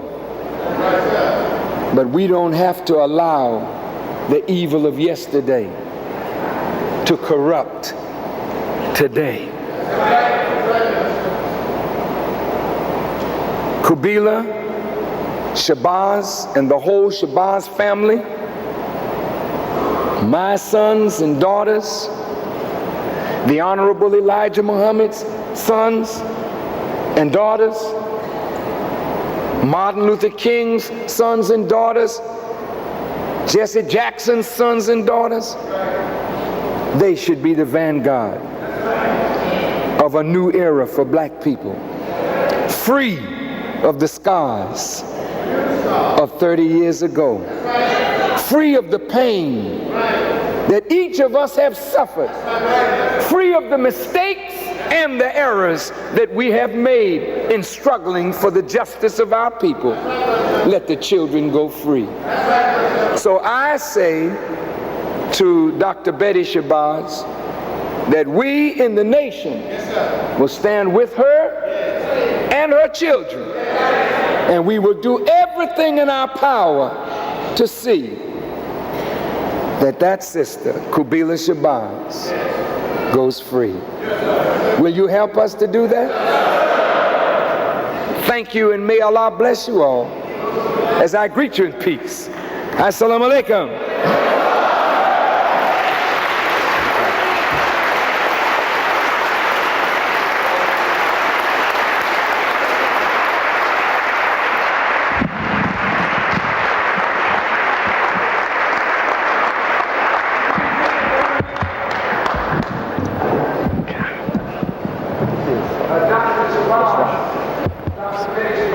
Strapped.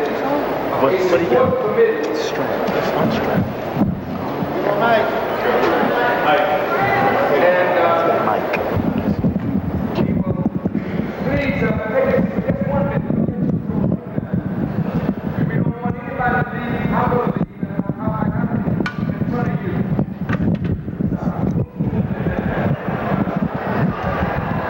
You don't mind?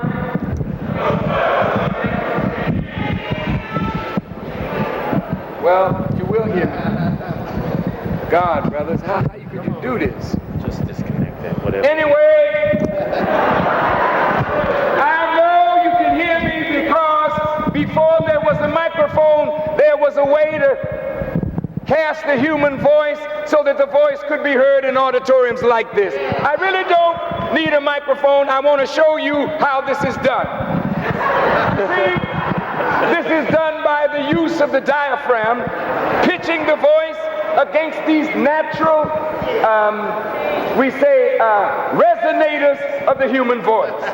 And there is no strain, no pain, just knowing how it should be done. And now, as I am about to leave you, my friends, no, I just thought I should take this mic.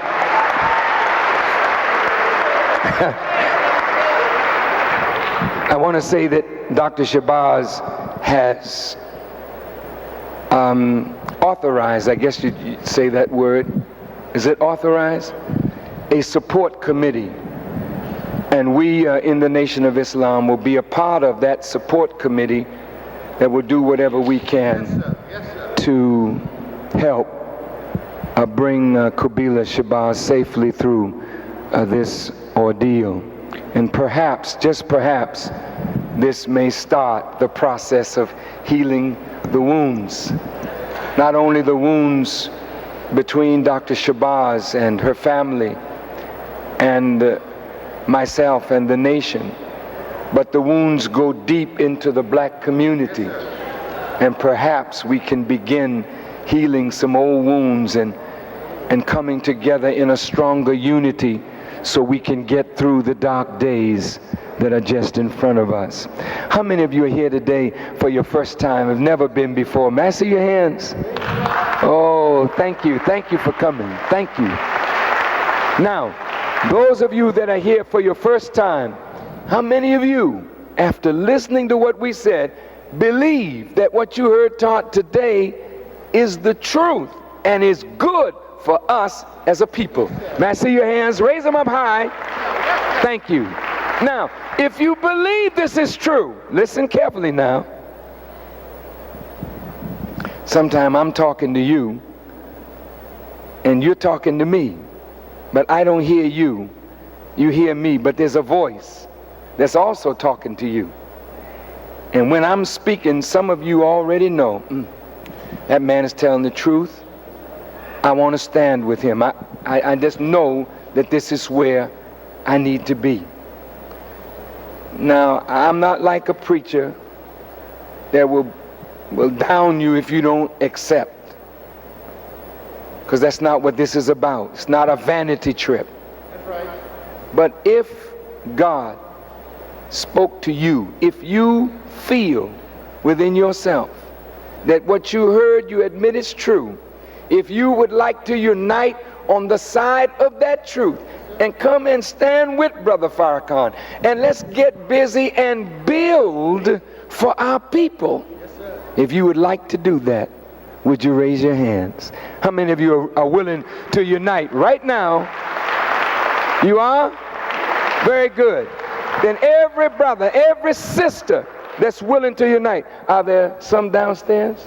Yes, sir. There's some in the gymnasium. Well, I want you to organize the brothers and sisters in the gymnasium. Organize the brothers and sisters downstairs as we organize the brothers and sisters up here.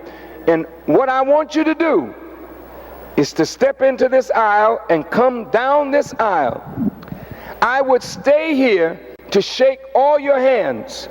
Now listen to me carefully. But this is not, I want to shake his hand stuff. My hand just as good as yours, and yours just as good as mine. So handshaking is not important. But the symbol is, I'm uniting your hand to the handle of truth. And you must hold on to truth and never, never give it up. All the sisters, would you step out in this aisle, please? That want to unite, come on, don't be bashful, come on. All the brothers, come on over into this aisle. All the sisters and brothers downstairs, come on and let's unite. Now, will you do this for me? Please don't, those that are not uniting, please don't get up just yet. I want you to see something. Have you seen altar calls where nobody gets up? Now you watch. If you, my brothers and sisters who preach, will preach the truth unafraid, preach the gospel unafraid, people will stand up and follow you. You can't preach no watered down gospel. Now, all the brothers and sisters, I'm asking you, if you would please, accept this form and fill it out.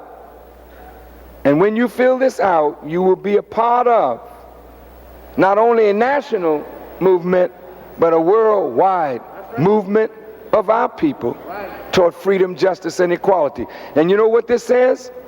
It says, I pledge to strive to love my brother and sister as I love myself. Do you agree with that?